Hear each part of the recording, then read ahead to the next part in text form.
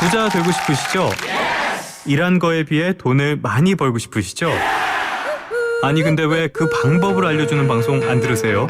지금까지 여러분이 알던 경제 뉴스의 틀을 확 깨드립니다.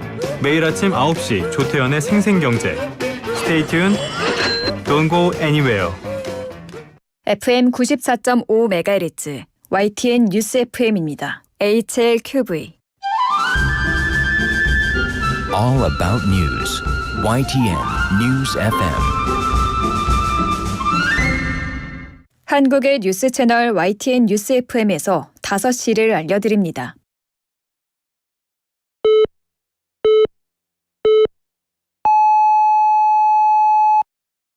기사 넘어 세상을 전합니다. 신율의 뉴스 정면 승부. 지금 시작합니다.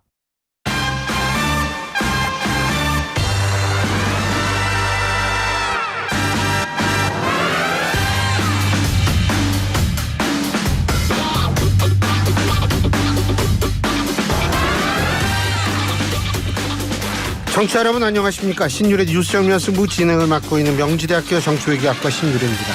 더불어민주당 차기 당대표로 이재명 후보가 예상대로 최종 85.40% 득표율로 당선이 됐습니다. 김대중 전 대통령 이후에 처음으로 민주당에서 연임하는 당대표가 나온 건데요. 이재명 대표는 연임에 성공한 직후에 윤 대통령한테는 영수회담을 제안했고 한동훈 대표에게는 해병대원 특검법을 포함한 모든 시급한 현안을 논의하자 이렇게 회담을 제안을 했습니다. 한동훈 대표 역시 조속한 시일 내에 만나자면서 화답했는데요. 그런데 사실은 난제가 좀 많이 남아 있습니다. 9월 말 혹은 10월 초라고 예상이 되는 이재명 대표에 대한 이 일부 재판에 대한 1심 판결이 나올 예정이기 때문에 이런 문제라든지 그리고 호남 지역에서의 이번 전당대회에서의 평균보다 낮은 득표율, 투표율 이런 것들도 앞으로 좀 돌파해야 될 그런 과제라고 생각이 되는데요. 자, 앞으로 정복이 어떻게 풀릴지 기대를 할 수는 없습니다만 최소한도 지켜는 봐야겠죠. 자, 오늘 저희가 준비한 소식 말씀드리겠습니다. 2부에서는 유승찬의 코, 유승찬 정책 컨설턴트 만나보고요. 3부에서는 더불어민주당 정성훈 의원 스튜디오에 모시고 이재명 2기 체제 그리고 전당대회 관련 입장 들어보겠습니다. 4부에서는 신과 함께 메타보이스의 김봉신 부대표와 함께하죠. 8월 19일 월요일 신율의 뉴스 정면 승부 지금부터 시작합니다.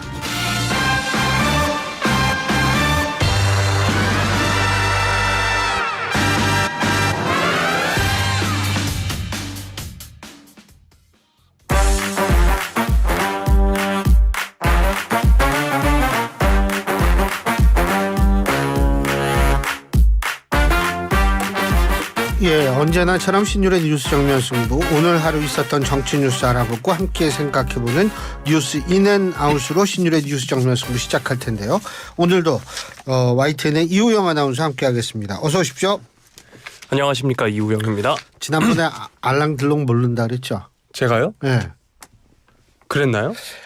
이렇게 거짓말하는 사람은 알랑드 몰롱이라는 사람 이야기를 한 적이 없는 것 같은데요. 알랭들롱. 알랭들롱. 네. 어제 돌아가셨어요. 그러니까 프랑스의 유명한 배우거든요. 네. 그러니까 일종의 그 미남의 상징이었어요. 옛날에. 그랬는데 진짜 그분 내가 이렇게 보면 그분의 일생이라는 게 뭐냐면 하도 잘생겼다 그러니까 우리 같은 나 같은 사람은 네. 미안해요. 큰일 날 네. 뻔했다. 나 같은 사람은 그런 얘기 들으면 굉장히 좋을 것 같은데 진짜 이렇게 잘생긴 사람은 나는 그렇게 인정받고 싶지 않다. 나는 배우로 인정받고 싶다. 난 스타가 아니라 배우다. 이런 얘기를 했거든요. 그분은 굉장히 그 여러 가지로 많은 걸 남겼어요. 굉장히 공감 가네요. 네. 지금 여름에 더위 먹고 속도 안 좋으신 우리 청취자 여러분들도 많을 텐데 아니죠. 제가 대표해서 죄송하다는 말씀. 요즘 그 썸네일이 자극적인 것처럼 그 유튜브 보이는 라디오로 청취자분들을 끌어오기 위한 제 나름의 그 관심 유도였습니다. 신비로 얼마나 어떻게 생겼는지 한번 보자. 그러고 보시고 이제 악플 남기시고. 그렇죠. 악플이 모플보다 낫다라는 네. 속담이 있지 않습니까? 그렇죠. 속담인가요, 그게? 그냥 들어요. 네. 근데 어쨌든 야, 그네 참 그래요. 그리고 내가 그거 어제 이분 돌아가셨다는 걸 뉴스로 보니까 옛날 생각이 나는데 우리 때는 젊은 사람들 돈이 없잖아요. 극장에 못 가거든요. 예? 지금 젊은 사람들도 돈이 없어서. 네. 근데 옛날에는 그래서 프랑스 문화원, 예? 옛날엔 블란서 문화원이라 그랬는데 프랑스 문화원에서 이렇게 공짜로 영화를 계속 해줬어요. 프랑스 영화를. 예? 그래가지고 거기 가서 영화 보는 생각도 나고 참 이분 보니까 근데 요새 젊은이들도 진짜 극장이 지금 한 12,000원? 그 정도 하죠. 13,000원, 15,000원. 13,000원, 15,000원. 거기다가 이제 소위 말해서 뭐죠? OTT요? 아니 아이맥스 영화 네. 같은 데는 더 비싸잖아요. 네. 예? 그리고 요새 뭐 영화 볼 때 이렇게 자빠져서 이렇게 누워서도 볼 수 있는 영화가 있잖아요. 그렇죠. 예? 네, 그런 거 좋습니다. 그런 거 있죠. 네. 그런 것도 엄청 비싸잖아요. 근데 또 애초에 영화관 자체가 그런 좌석으로만 돼 있는 데도 있습니다. 아예 말씀하시는 거 완전히 호텔처럼 돼 있는 좌석은 정말 비싸고 애초에 전체 좌석 자체를 그렇게 세팅해 두는 데는 또 그렇게 비싸진 않습니다. 그래요? 네. 어제 뉴스 보니까 극장 요새 잘 안 돼서 뭐 스크린 골프 연습장으로도 바꾸고 예? 뭐 별걸로 다 한더라고요. 체험 뭐 하는 그런 데로 바꾸고. 사실 영화관 얘기해 주셔서 오늘 아이템 후보 중에 하나였는데 최민식 배우가 실제로 영화가 너무 비싸다라고 소신 발언을 한 그 뉴스가 오늘과 어제 이제 많이 보도가 됐습니다. 네. 아이템 후보 중에 하나였습니다. 후보 중에 네. 하나.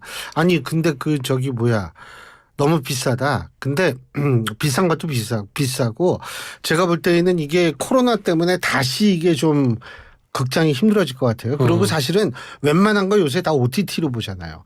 그러니까 드라마도 이렇게 시간 기다렸다 보는 사람 거의 없어요. OTT에 올라와야지 그때서야 보죠.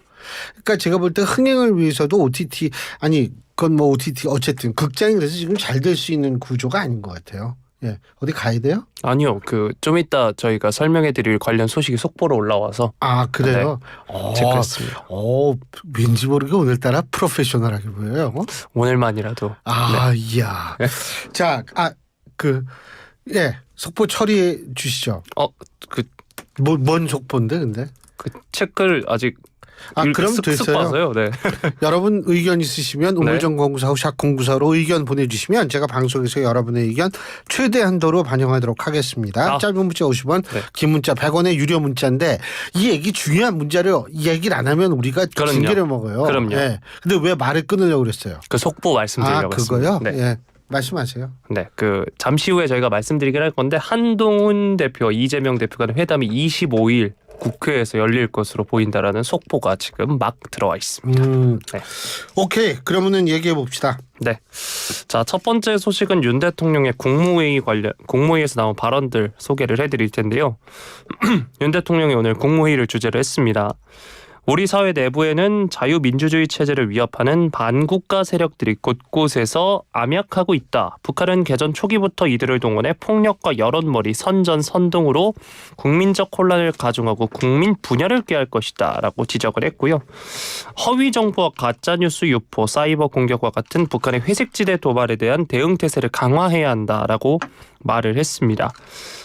현재 우리는 전 세계에서 가장 무모하고 비이성적인 북한의 도발과 위협을 마주하고 있다라고 했고요. 최근에 이제 쓰레기 풍선 살포와 같은 저열한 도발도 서슴지 않고 있다는 점을 이야기를 했습니다.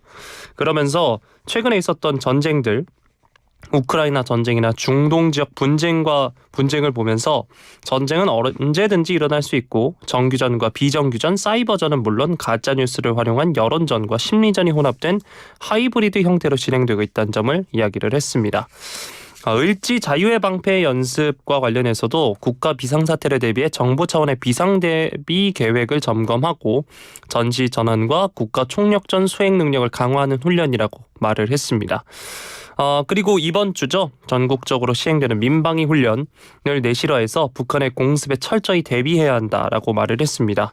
국민 여러분께는 정부의 안내에 따라 차량 이동 통제와 대피 훈련에 적극 동참해 주시고 군은 한미가 함께하는 군사연습과 실제 훈련에 내실을 기해달라 덧붙였습니다. 네, 윤 대통령의 모두 발언 어떻게 들으셨나요? 일각에서는 여러 가지 말들 정치권에서 뭐 항상 얘기가 나오니까요. 근데 저 개인적으로는 당연히 대통령이 얘기를 해야죠. 제가 갑자기 이 얘기를 하니까 예전에 바로 지지난주인가 우리가 박지원 의원과 인터뷰를 했던 그 기억이 나요. 박지원 의원이 국정원장을 지내셨잖아요. 근데 그때 이제 간첩 얘기를 하다가 그 얘기가 나왔는데 박지원 의원께서 그때 그런 말씀을 하셨어요. 요새 북한이 돈이 없어서 직파 간첩 그렇게 많지 않다는 거예요. 제3국에 존재하는 간첩이 있다는 거죠.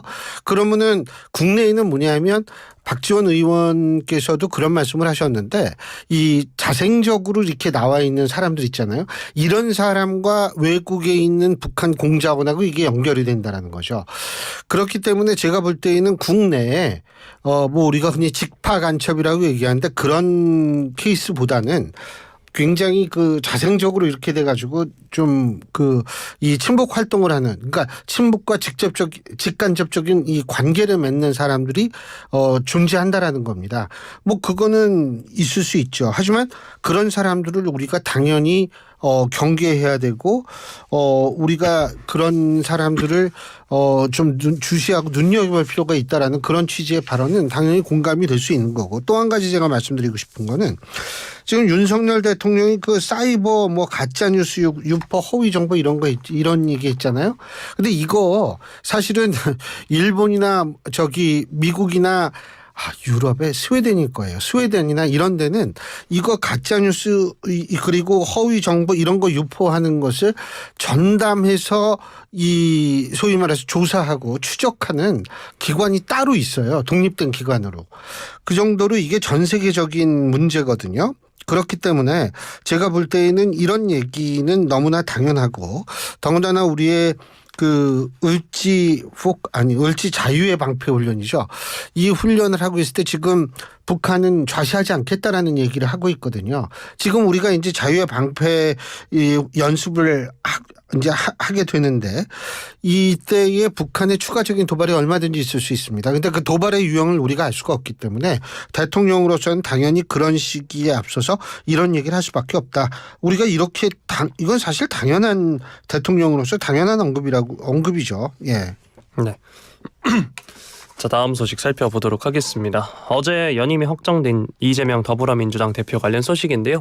사실 간략한 소식들은 앵커께서 이미 오프닝 때도 다 얘기해 주셨는데 일단 대표가 연임에 성공했습니다. 어제 전당대회 당대표 선거에서 이재명 대표가 득표율 85.4% 1위를 기록했는데 이게 2022년 전당대회 당시 자신이 기록한 77.7%를 넘어선 수치고 민주당 대표 선거 역사상 가장 높은 수치입니다.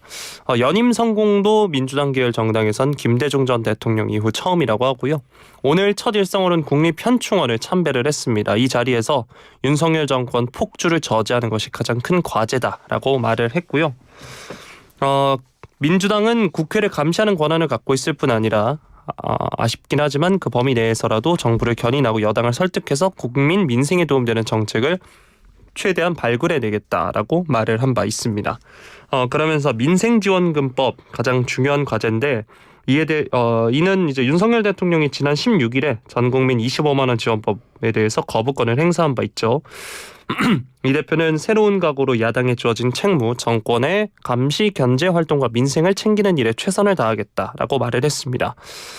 이재명 대표를 포함한 신임 지도부는 이제 오는 22일 평산 마을을 찾아서 문재인 전 대통령을 예방한다고 하고요. 또 같은 날엔 봉화마을도 찾아서 노무현 전 대통령의 부인 권양숙 여사도 예방할 계획이라고 합니다. 또 이 관련 소식이 많이 나왔는데 당 사무총장과 정책위 의장의 김윤덕 의원과 진성준 의원 유임을 결정했다는 소식입니다.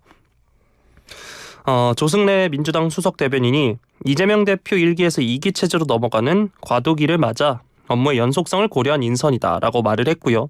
신임 전략기획위원장으로는 당대표 비서실장 출신의 천준호 의원을 임명한 바 있습니다.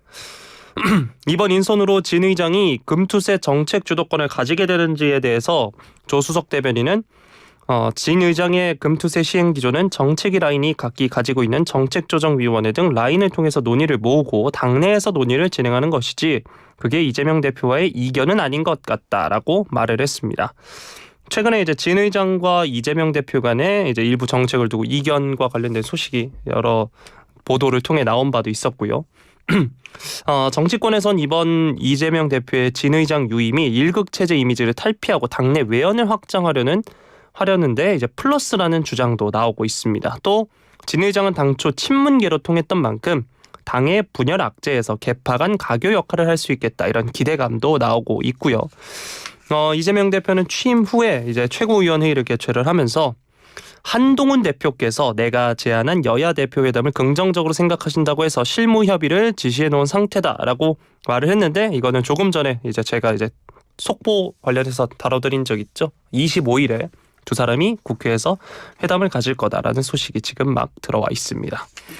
자, 이재명 대표 2기 시작 이후 여러 소식이 쏟아지고 있습니다. 이 방금 전에 말씀드렸던 금투세, 종부세와 관련해서 진성준 의장 이 방향을 놓고 이견을 보였었는데요. 다양한 목소리를 포용하겠다는 이 대표의 의지로도 풀이가 되고 있다 이런 소식이 전해지고 있습니다. 이 소식 뉴스인 부탁드리겠습니다. 글쎄 의지 그런 해석도 가능하겠죠. 근데 어쨌든 지금 이재명 대표 입장에서 볼 때에는 이번에 예를 들면은 정봉주 전 의원이 낙선을 했잖아요. 저는 굉장히 이거를 좀 충격적으로 사실 바라봤는데 어쨌든 이런 상황이라는 건 결국은 뭐냐면 이재명 대표의 의지대로 민주당이 지금 돌아갈 수 있는 환경이라고 저는 해석을 합니다. 그런 상황에서는 사실 이제 외연 확장이 필요할 수밖에 없고요. 그 외연 확장이라는 게 중도층으로의 외연 확장인데 그래서 이제 금투세라든지 종부세라든지 상속세 문제까지도 이제 얘기를 하고 있는 건데 근데 저는 좀 흥미로운 게 있어요. 이재명 대표가 이제 연임에 성공한 직후에 멈춰선 성장을 회복시키겠다 이런 얘기를 했다라는 거거든요. 물론 맞습니다. 민주당의 힘으로 멈춰선 성장을 회복시키고 새로운 기회를 만들겠다. 야, 정말 맞는 말이에요. 그런데 민주당 이 당원에는 뭐가 들어가냐면 기본사회가 들어가요. 자, 복지와 성장이라는 거 양립하는 게 가장 이상적입니다. 근데 이게 하기가 되게 힘들어요. 자칫하면 지난 문재인 정권 때 소득주도 성장이라고 그래가지고 최저임금 왕창 올려놓고서 나중에 결국 못 올려서 5년 토탈 해가지고 최저임금 인상률을 보면 역대 정권하고 비슷해지는 그러니까 결국 저는 사실 뭐냐 하면 이 우리나라가 거의 최초예요, 많이. 이 기본소득, 기본사회 이렇게 하면서 성장까지 이뤄낼 수 있다면. 물론 최초로 하지 말라는 법은 없습니다. 하지만 최초가 여태까지 그렇게 한 국가가 없다는 이유를 우리는 당연히 생각해야죠. 제일 좋은 건데 왜 다른 나라는 못했지? 라고 생각을 한 번쯤은 해봐야 된다라고 보고요. 그런 의미에서 이게 조금 논리적 부정함이 있다라는 느낌을 가지시는 분들도 저는 생길 수 있다고 봅니다. 그래서 중도층으로 지지층 확장하는 모습 이런 모습을 보이는 건 저는 아주 합리적이라고 생각하지만 문제는 이것이 슬로건에 그치는 것은 아닌가라는 생각을 좀 저는 개인적으로 가질 수밖에 없다라는 점을 말씀드리겠습니다. 예. 네. 자, 다음 소식은 주말간 있었던 소식인데요. 어제였죠. 한국철도공사에 따르면 오후 4시 38분쯤 서울발 부산행 KTX 열차가 동대구역에서 신경주역으로 향하던 중에 대구 수성구의 고모역 인근에서 정차하는 일이 빚어졌습니다. 고모역이 이 지역 이름이죠. 네. 이모 교수가 이모가 아니듯이. 그죠? 네. 예. 자, 인명피해는 없었고요. 해당 열차에 탑승한 승객 384명은 현장에서 후속열차로 환승을 했습니다. 자, 이 사고로 동대구역에서 부산역으로 향하는 KTX, SRT 등 열차들이 줄줄이 지연이 됐습니다. 그래서 상하행선 운행이 최대 2시간가량 지연됐다고 하고요.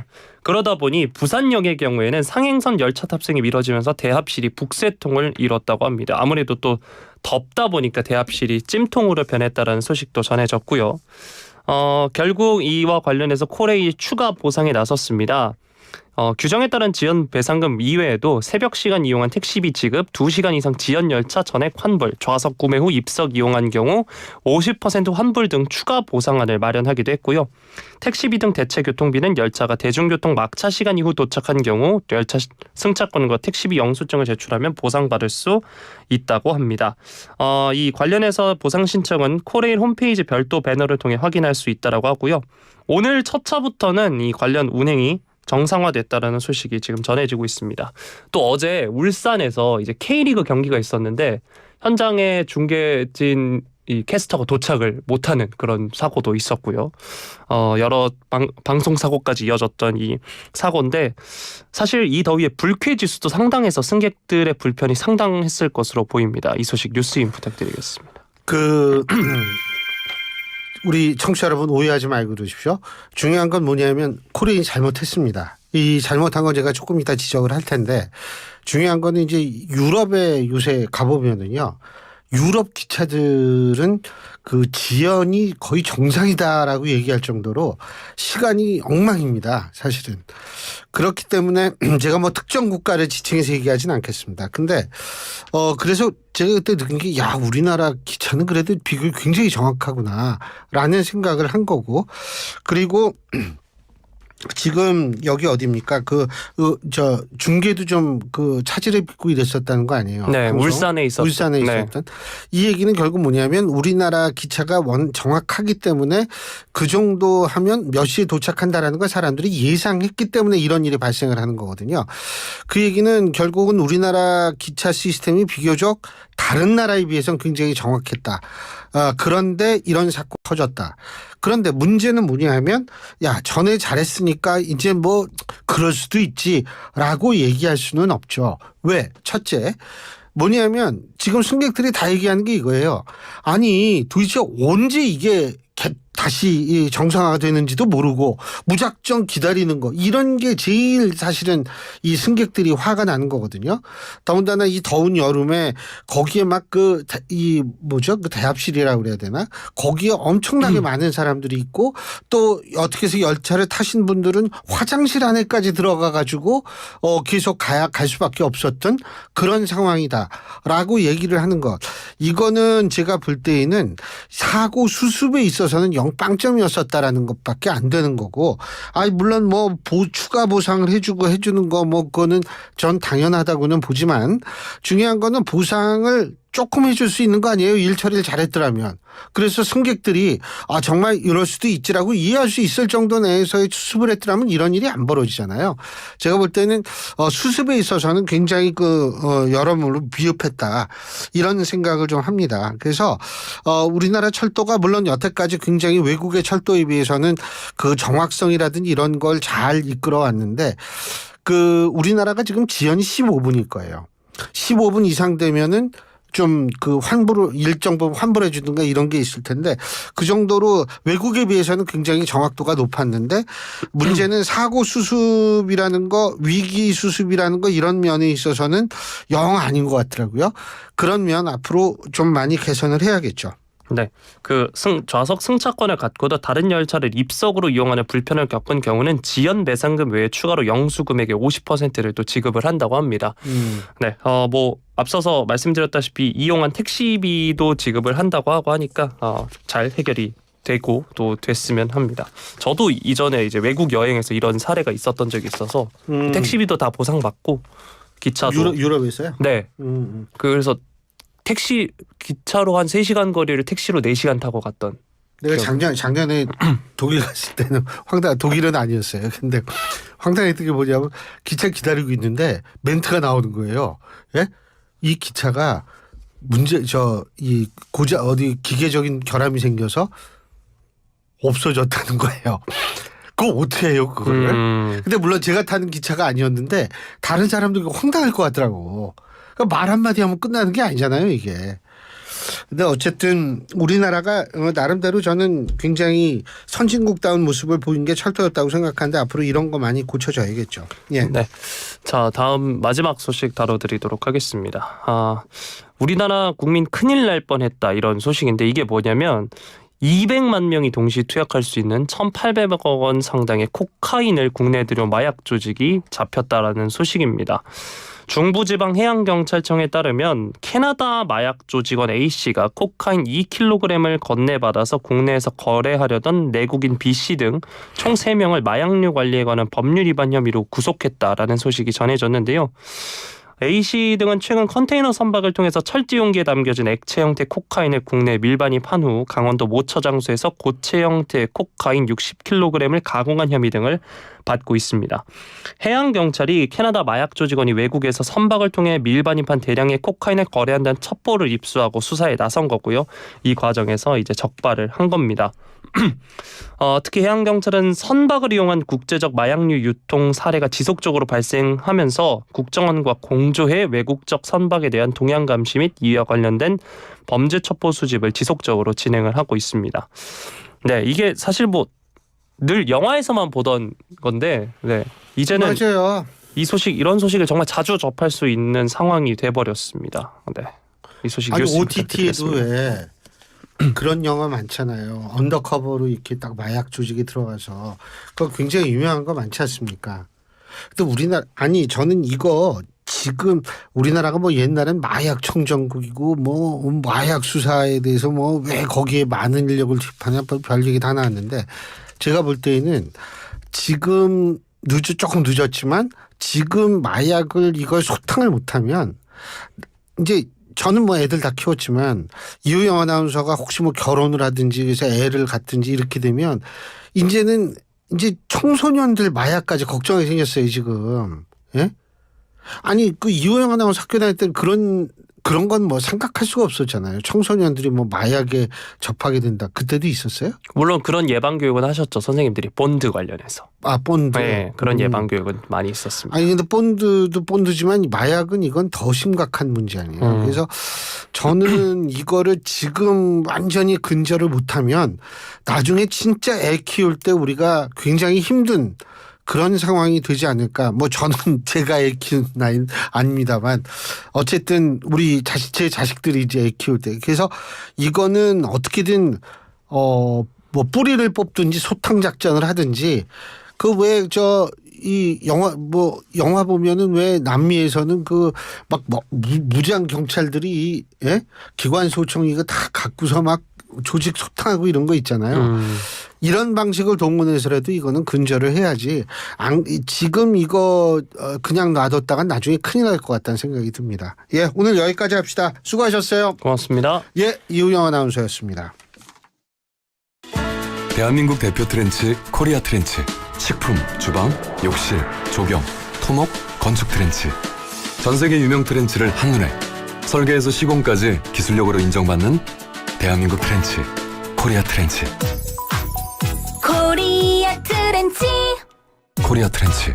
모든 인쇄 가능한 성원 에드피아 온라인 주문 간편한 성원 에드피아 누구든지 어디서나 쉽고 빠르게 인쇄의 유토피아 성원 에드피아 여름에는 부채 판촉물 다양한 부채 역시 성원 에드피아 카멜로 장갑 하나로 일상이 안전해진다. 안전한 용접 장갑 카멜로 편안한 작업 장갑 카멜로 세련된 안전 장갑 카멜로 오늘도 손끝 하나 다치지 않고 일 잘 끝냈습니다.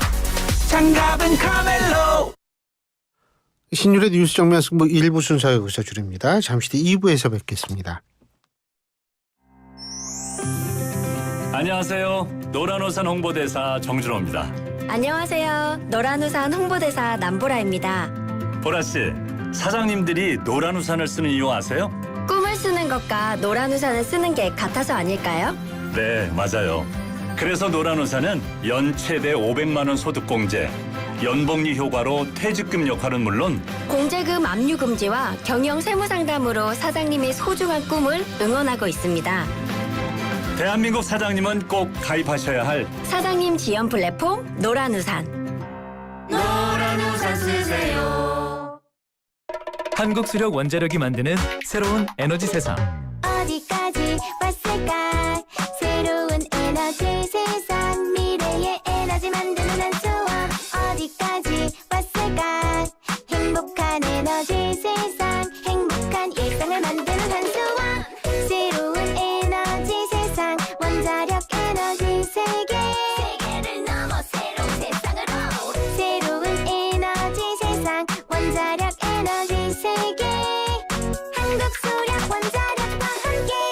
캠페인은 새로운 에너지 세상을 만들어가는 한국수력원자력과 함께합니다.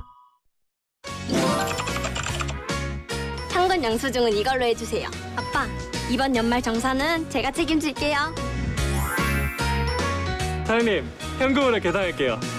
아유, 고마워요. 또 와요. 소득공제도 받고 장바구니도 두둑하게 채워가네. 현금 영수증 해드릴까요? 아니에요, 사장님. 괜찮아요. 가맹점도 현금 영수증 발급 시 세제 혜택을 받을 수 있다고요. 이제 눈치 안 보고 현금 영수증 해도 되겠어요. 쓰는 만큼 돌려받는 현금 영수증처럼 의로운 소비생활. 현금 영수증으로 함께하세요. 뜻하지 않은 임신으로 출산에 대한 고민을 하고 계신가요? 혼자 감당하기 어려운 분들, 신원을 밝히고 출산하기 어려운 분들을 위해 정부는 지난 7월 19일부터 위기 임산부 상담을 시작했습니다. 위기 임산부 통합 상담 전화 1308로 전화 주세요. 24시간 전국 어디서나 가까운 상담기관에서 맞춤형으로 상담받으실 수 있습니다. 비밀은 철저히 보장됩니다. 위기 임산부 상담 전화 1308 꼭 기억해 주세요. 정부는 우리의 소중한 아이와 임산부를 위해 최선을 다하겠습니다. 보건복지부. 찾아가는 경기도 돌봄의료센터입니다. 진짜 오셨네요. 의사가 설마 와주실까 했는데. 배달 일을 하다가 사고로 거동이 어려워지신 김성규님. 병원까지 못 오셔서 병원이 찾아왔습니다. 의사와 간호사, 사회복지사가 한 팀이 되어 진료와 치료는 물론 식사, 복지 서비스까지 연결해 드렸는데요. 김성규님, 좀 나아지셨나요? 그럼요. 집에서 병원처럼 치료받는데. 아파서 움직일 수 없다면 병원이 움직여야 합니다. 거동이 불편한 경기도민 누구나 찾아가는 경기도 돌봄의료센터 031-120에 문의하세요. 경기도. 아침 출근길엔 신나는 배승희의 뉴스 파이팅이 있다면 퇴근길엔 뭘 들으면 좋을까요? 오후 5시부터 7시까지 이슈를 콕콕 찍어주는 신율의 뉴스 정면승부 꼭 한번 들어보세요.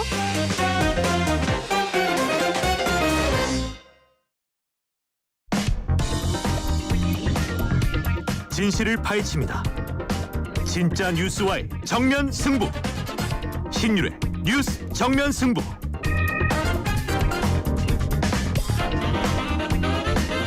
예, 신율의 뉴스 정면 승부 2부 시작할 텐데요. 광고 듣고 오겠습니다.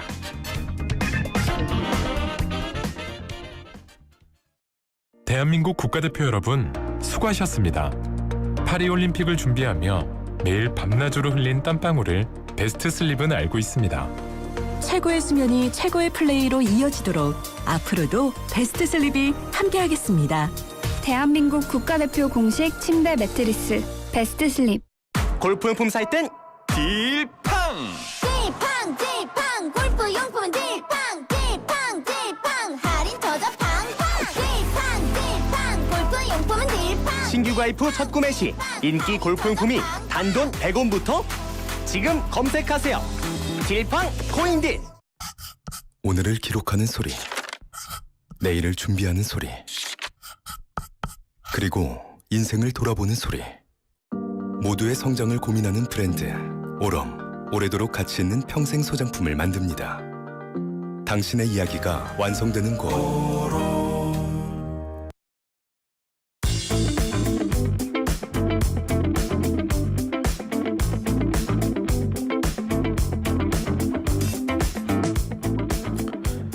예, 매주 월요일 2부 저희가 지금 일어나고 있는 정치권의 여러 가지 문제들의 가장 날카로운 시각으로 분석해보는 시간이죠. 대한민국 최고의 정치 컨설턴트 유승찬 대표와 함께하는 시간입니다. 오늘도 유승찬 정치 컨설턴트 스튜디오에 나와 계십니다. 어서 오십시오. 네, 안녕하세요. 안녕하십니까. 어제 민주당 전당대회 쫙 끝났어요. 예. 자, 어떤 느낌을 받으셨습니까? 뭐 별 관심 없이 봤습니다, 저는.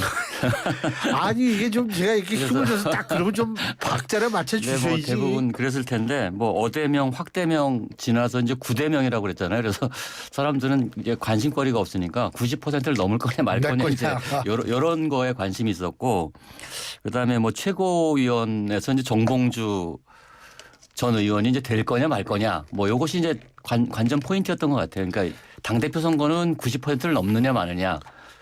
그러니까 죄송한데 말씀 도중에 그래서 대표님께서는 정봉주 전 의원이 될 거라고 보셨습니까? 아니라고 보셨습니까? 저는 막판에 그 마지막 메시지를 보고서는 안 될 것 같더라고요. 저는 될 거라고 생각을 했는데 깜짝 놀랐어요. 왜냐하면 마지막에 이제 그 확인 사살을 했잖아요. 이재명으로는 대선 안 된다. 이 말을 했다고 굳이 굳이 그거를 뭐 상기한 이유는 좀 뭔지 모르겠어요. 그거는. 근데 아무튼 그 얘기는 조금 이따 하고 일단 뭐 이번 전당대회는 많은 분들이 얘기하듯이 이제 민주당 일극 체제가 완성됐다. 전 뭐 이렇게 보고요. 이제 이재명 대표는 이제 커다란 시험대에 올랐습니다. 이게 이제 김대중 총재 시절 이후에 최초의 이제 당대표 연임이잖아요. 민주당 입장에서 보면 이게 양날의 검이라고 봅니다. 저는. 하나는 이제 어쨌든 리더십을 추인받았다. 당에서. 그건 뭐 대단한 거죠. 어쨌든 그게 쉬운 일은 아니지 않습니까? 아유, 당연하죠. 그리고 지난번 이제 당대표 선거보다 약 한 8%포인트 정도 더 많이 득표하면서 좀 더 결집시켰다. 뭐 이런 것들은 뭐 긍정적인 면이라고 볼 수 있지만 이제는 이재명 대표의 그 목표가 정치적 목표가 당대표면 모르겠지만 근데 정치적 목표가 대선이지 않습니까? 대선까지 너무 많은 시간이 남아 있고 당대표가 됐다는 얘기는 이제 야당 대표이지만 성과를 증명하지 않으면 대선 때 표를 달라고 하기가 되게 어렵게 됐습니다. 더군다나 거대 야당이고 거대 야당의 당대표를 이제 이 당대표 출마하실 때 뭐라고 그랬냐면 많은 분들이 와서 대선을 위해서는 이번에 쉬어가는 게 좋겠다고 얘기를 했지만 윤 정부의 폭정 때문에 나서지 않을 수 없다 이랬잖아요.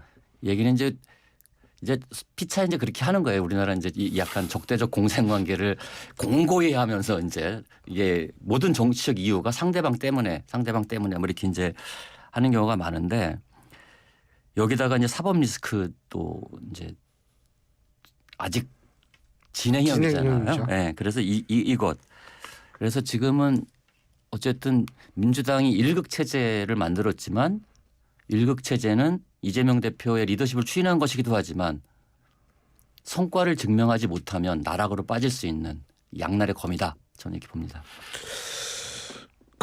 근데 이제 사실 아마 이재명 대표는 이렇게 생각했을 수도 있어요. 우리가 지금 2년 반 조금 더 남았죠. 대선까지. 많이 남았죠. 예, 많이 남은 건데 요게 그러니까 대통령이니까 2년 반 조금 더 남았으면 그 한 3개월 전에 대선을 치르니까 한 2년 반 남았다고 볼 수가 있는데 2년 반 중에서 뭐 한 1년이면 대선 모드에 들어가니까 이제 한 1년 반 정도 이렇게 지나가면 그게 쉽지가 않아요. 쉽지가 않아요? 생각을 해보세요. 제가 전략가라면 민주당 대표를 이번에 다른 분이 맡아서 당이 막 시끄럽고 소란스러워지고 지지분해질 때 짜잔 대선 딱 1년 앞두고서 구세주처럼 나타나서 착착착착 가야 이게 이야기도 재밌고 역시 이재명밖에 없어. 뭐 이런 생각을 만드는 게 사실 전략적으로는 옳지 않겠습니까? 그렇죠. 그러니까 지금부터는 사실은 당대표 선거도 사실은 큰 관심을 못 끌었는데 사실 정봉주 전 의원한테 상 줘야 됩니다. 민주당은. 그게 그래도 제일 큰 관심이었죠. 그분이 없었으면 전당대회를 했는지 안 그렇죠. 했는지도 많은 국민이 모르고 지나갔을 거란 말이에요. 그래서 이제 그런 점에서 지금 앞으로 지금 이번에 최고위원 전체를 보니까 그리고 당직 인선하지 않았습니까?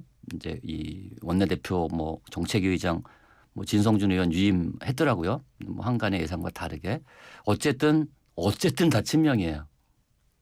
그렇죠. 친명 지도부, 친명 최고위원, 이재명 대표 이러면 앞으로 최고위원회가 재미가 있겠어요? 그냥 윤 대통령 공격하는 거 말고는 할 이야기가 나오기가 되게 어려운 상황이기 때문에 이 문제를 어떻게 풀어갈 거냐 하는 문제. 그러니까 이제 우리가 영화도 이게 장르 영화가 있고 실험 영화가 있는데 그리고 뭐 어쨌든 반전도 좀 있고 이래야지 네. 좀 이거 어떻게 되지 이런 생각이 들죠. 아주 우리가 뻔하게 결말이 예상되는 어떤 드라마를 볼 때도 그럼 그 안에서 엄청난 이 에피소드들이 만들어져야 되잖아요. 갈등 뭐 이런 거 있잖아요. 왜. 근데 이제 그게 밀고 땡기고 막 그게 이런 거. 쉽지 않다. 예. 다만 이번에 이제 김경수 전 지사가 복권이 됐잖아요. 예. 뭐 복권에 대해서는 뭐 잘했다 못했다 뭐 말이 많지만 정치적으로 보면 이재명 대표 입장에서는 이재명 대표가 조금만 흔들려도 이제 위기의식을 좀 느낄 수는 있을 것 같아요. 그 김경수 전 지사라는 존재 때문에. 그리고 지금 이 언론도 그렇고 국민들도 아직 잘 모르지만 사실상 지금 가치 전쟁이 시작이 됐어요.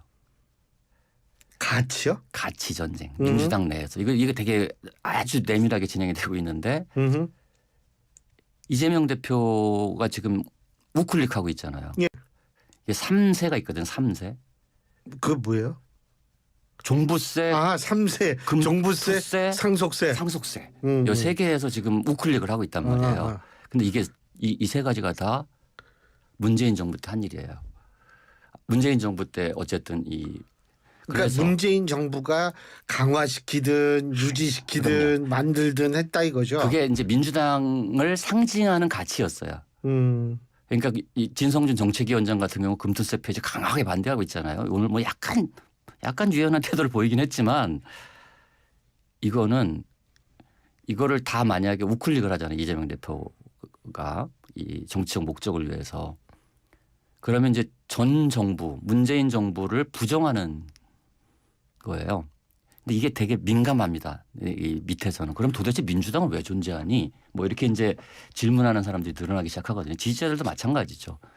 지금 민주당 전체가 이제 우클릭하는 문제가 당내 갈등을 촉발할 수 있는데 이것을 이 중심이 있어야 되잖아요. 이것이 세력화되려면. 어쨌든 김경수 전 지사가 밖에 있다 지금.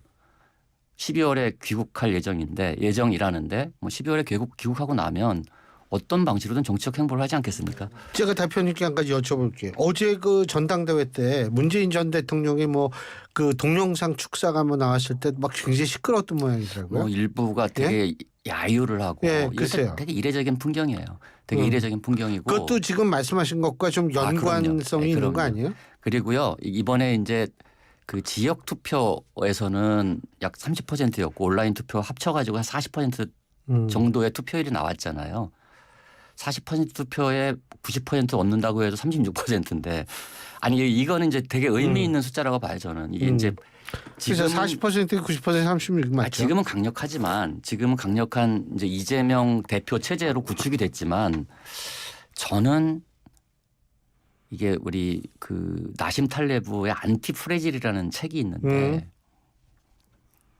이게 너무 강하면 부러지기 쉽다는 게 그 책의 핵심 요지예요. 그게 이제 블랙스완 사태에 대한 이제 분석을 한 책인데 이게 뭔가 이렇게 왔다 갔다 하면서 가야 튼튼해지거든요. 유연해야 튼튼한데 지금은 너무 일극체제라는 것은 굉장히 취약하다. 이것과 동의어가 될 수가 있습니다. 한번 무너지면 걷잡을 수 없을 수도 있다. 그런 점에서 저는 가령 뭐 당내 다양성, 우리 뭐 이재명 대표도 다양성 얘기 많이 하시는데, 근데 실제로는 이제 다양성과는 좀 반대되는 방향으로 가고 있잖아요. 예. 그래서 저는 사실은 김경수 전 지사의 그 복권이 장기적으로 보면 이재명 대표에게 유리할 수도 있다. 어떤 이야기를 만들어낼 수 있다. 뭐 물론 반대의 구심점이 될 수도 있다. 이게 두 가지 측면을 다 갖고 있다고 봅니다. 제가 궁금한 게 뭐 구심점이 되려면 좀 사람이 있어야 되는데 그럼요. 예. 민주당 내에 사람이 있어요? 지금 비명계가? 그러니까 김경수 지사가 이제 복권돼서 돌아오면 구심점이 될 수도 있다는 거죠. 그러니까 아니 제 얘기는 뭐냐면 공천도 대부분 비명은 다 못 받고 예? 뭐 지금 뭐 있는 비명이래야 뭐 몇 명 안 되는데 그 몇 명 안 된 사람 가지고 구심점 해가지고 무슨 큰 반향을 일으킬 수 있을까요? 근데요 이게 이제 참 묘한 게 있어요. 이게 약간 이제 트리거들이 이제 만들어지기 시작하는데 저는 이 전체적인 우편향 이것이 과연 민주당의 정체성에 맞는 것이냐 하는 문제, 저는 이거 되게 심각하게 봅니다. 민주당을 지지하는 사람들 입장에서 보면 그럼 당신들은 국민의힘과 뭐가 달라? 라고 얘기할 수 있잖아요. 물론 뭐 최상병 특검 얘기할 수 있지만 근데 이재명 대표가 처음부터까지 하는 게 먹사니즘이잖아. 그러니까 나의 경제적 이득과 상관돼 있는 문제가 어떻게 되냐. 경제 얘기죠? 문제가 국민의힘과 차별화가 전혀 안 될 경우에 그럼 전통적으로 민주당이 갖고 왔었던 정체성 자체가 굉장히 흐릿해질 때 그 정체성을 추구하면서 있어 왔던 한 세력이나 그 지지자들이 흔들릴 수 있죠. 저는 충분히 그럴 수 있다고 봅니다. 그럴 때 나타날 수 있죠. 예. 그럴 때 나타날 수 있다. 알겠습니다. 근데 그 여러 트리거가 있다고. 그 좀 트리거 중에 뭐 좀 가장 대표적인 트리거 역할을 할 수 있는 게 뭘까요? 저는 일단 뭐 사법 리스크가 사법 리스크 가장 강력하고요. 그러면은 김두관 전 의원께서 지난 금요일 저희 방송에서 나와서 예. 그게 뭐 엄청나게 받았더라고요. 그 기사는. 아, 그렇죠. 예. 엄청나게 받았는데 제가 세보진 않았는데 한 30-40군데에서 받았더라고요. 근데 이 김두관 전 의원이 말씀하신 대로 모두 쉬쉬하고 있지만 내심은 굉장히 걱정하고 있다. 이거거든요. 이 걱정들을 진짜 하고 있다라고 대표님께서는 생각하세요? 그럼요. 지금 선거법하고 위증교사 문제는 당내에서도 걱정하는 분들이 꽤 많죠. 허위사실 공표죠. 선거법 위반은. 하지만 사실 이 사법 리스크가 너무 지루하게 오래돼 왔기 때문에 예. 약간 뭐라 그러죠? 익숙해지는 거죠. 둔감해지고 예. 뭐 이런 것도 있습니다. 그러니까 이랬지만 사실상 이게 사법 리스크라는 건 정치적으로 해결할 수 없는 리스크를 사법 리스크라고 그러는 거잖아요. 늘 그런 뭐 가장 강력한 트릭은 역시 그거고요. 예. 또 하나는 제가 아까 말씀드렸던 가치, 민주당의 정체성까지 흔들 거냐 말 거냐 뭐 이런 문제들이 지금 있는 거죠. 자, 그러면은 이제 우리가 9월 말 10월 달에 뭐 나온다 그러잖아요. 보통 1심이 10월쯤 나올 것 같아요. 그죠? 그 느낌에. 예. 1심 많이 나온다 그랬을 때 여기서 이제 두 가지 시나리오가 있죠. 첫째, 이재명 대표 측은 지금 무죄라고 생각한대요. 예. 자, 무죄가 나오면 굉장히 입지가 단단해지는 거죠. 그렇죠. 예. 예? 단단해지겠죠. 단단해지고 그러면은 대여 관계라든지 이런 게 어떻게 단단해지는 만큼 좀 유화적으로 갈까요? 아니면 어떻게 될까요? 아니요. 저는 단단해지긴 하지만 그것이 전국에 결정적인 영향은 없다고 봐요. 이거는 리스크만 영향이 있어요. 네, 다 반영이 돼 있습니다. 다 반영이 돼 이미 있고, 반영이 돼 있고 물론 이제 이재명 대표 입장에서는 훨씬 더 안정적으로 뭔가를 끌고 갈 수는 있겠지만 그것 때문에 뭐 정치적 지형이 바뀌거나 이러지는 않을 것 같고 제가 볼 때는 이제 이재명 대표 같은 경우는 앞으로 이제 그 말을 하자면 이제 강윤 밀한 그러니까 윤석열 대통령한테 강하게 나가고 투쟁하고 한동훈 대표한테 밀당할 거다 이렇게 봅니다. 이거는 왜요? 아니 민생이라는 게 손바닥이 맞아야 민생을 그렇죠. 할 거 아니에요. 그러면 한동훈 대표 입장에서도 여당 대표로서 성과를 내려면 민주당의 호응 없이는 여당 대표로서 단독으로 국회에서 성과를 낼 수가 없잖아요. 지금 소수당이니까. 그러니까 이재명 대표 입장에서도 뭔가 자기가 야당 대표로서 이제는 다수당의 대표로서 민생에 관한 한 뭔가 성과를 내려면 한동훈 대표랑 얘기가 돼야 될 거잖아요. 그래서 저는 여기 밀당을 하게 될 거다. 그것의 분기점이 최상병 특검이 될 텐데 이게 굉장히 민감한 이슈이긴 합니다. 근데요. 지금 이재명 대표, 한동훈 대표, 이재명 대표가 25일 날 만난다는 거 아니에요? 만나죠. 그러면 거기에서 무슨 성과가 있을 거라고 보시는 거예요? 당장은 없을 거예요. 당장은 이제 상대방 서로의 입장을 확인할 텐데 만약에 한동훈 대표 입장에서는 아까 제가 했던 3세 있잖아요. 3세. 종부세. 3세가 이게. 아니 종부세, 금투세, 상속세 문제에 대해서는 이건 국민의힘의 당론이기 때문에 이거는 환영할 만한 일이잖아요. 그렇죠. 근데 이재명 대표는 최상병 특검을 아마 또 전제로 걸 겁니다. 그럼 여기서 이제 밀당이 그래서 제가 여기는 밀당 구조가 되는데 기본적으로 강경 일변도로 가지는 않을 것 같아요. 근데 이제 문제는 이번 최고위원 선거 과정을 보면 딱 하나가 있지 않습니까? 특징이 예. 정말 입에 담기 어려운 강도 높은 발언을 한 사람들은 득표를 많이 했어요. 예. 사실 전현희 후보가 거의 뭐 될지 말지로 오가다가 2등을 했잖아요. 그 살인자 발언 때문에. 예. 그러니 이걸 경험한 이 효능감을 경험한 당내 최고위원들은 앞으로도 계속 강경투쟁 일변도로 갈 가능성이 높습니다. 그래서 이재명 대표는 밀당을 하는데 여기는 한동훈 특검법 밀어붙이고 막 이러면 이게 엇박자가 될 가능성이 좀 있습니다. 네. 근데 저는 이재명 대표 입장에서는 지금은 이 막다른 길에 온 거예요. 당대표로서 성과를 못 내면 스토리가 없어요. 예. 그러면 민생의 성과를 어떻게든 만들어내야 될 텐데 그래서 이 최상방 특검과 이 종부세, 금투세, 상속세 문제를 어떻게 풀어갈 건지 이게 저는 앞으로 정국의 관전 포인트라고 봅니다. 그러면은 그 25만 원 준다는 거 그거는 제가 볼 때 거래 대상은 아닌 것 같아요. 그렇죠. 예. 그거는 사실 좀 아니 전 세계 어떤 나라가 경제 나쁘다고 온 국민한테 돈 줍니까? 아니 그리고 사실은 저는 이제 사실 이거 다 정치적 이 지역 문제를 다 떠나서 제가 이해가 안 되는 건 증세 없이 복지 없습니다. 예, 그렇죠. 그 얘기 하는 정치인 본 적 있어요 최근에? 그 갑자기 증세 없이 복지 없다는 건 유승민 전 대표밖에 생각이 안 나네요. 아니 그거는 너무 당연하잖아요. 예. 지금 아니 이번에 내년도 예산안을 보잖아요.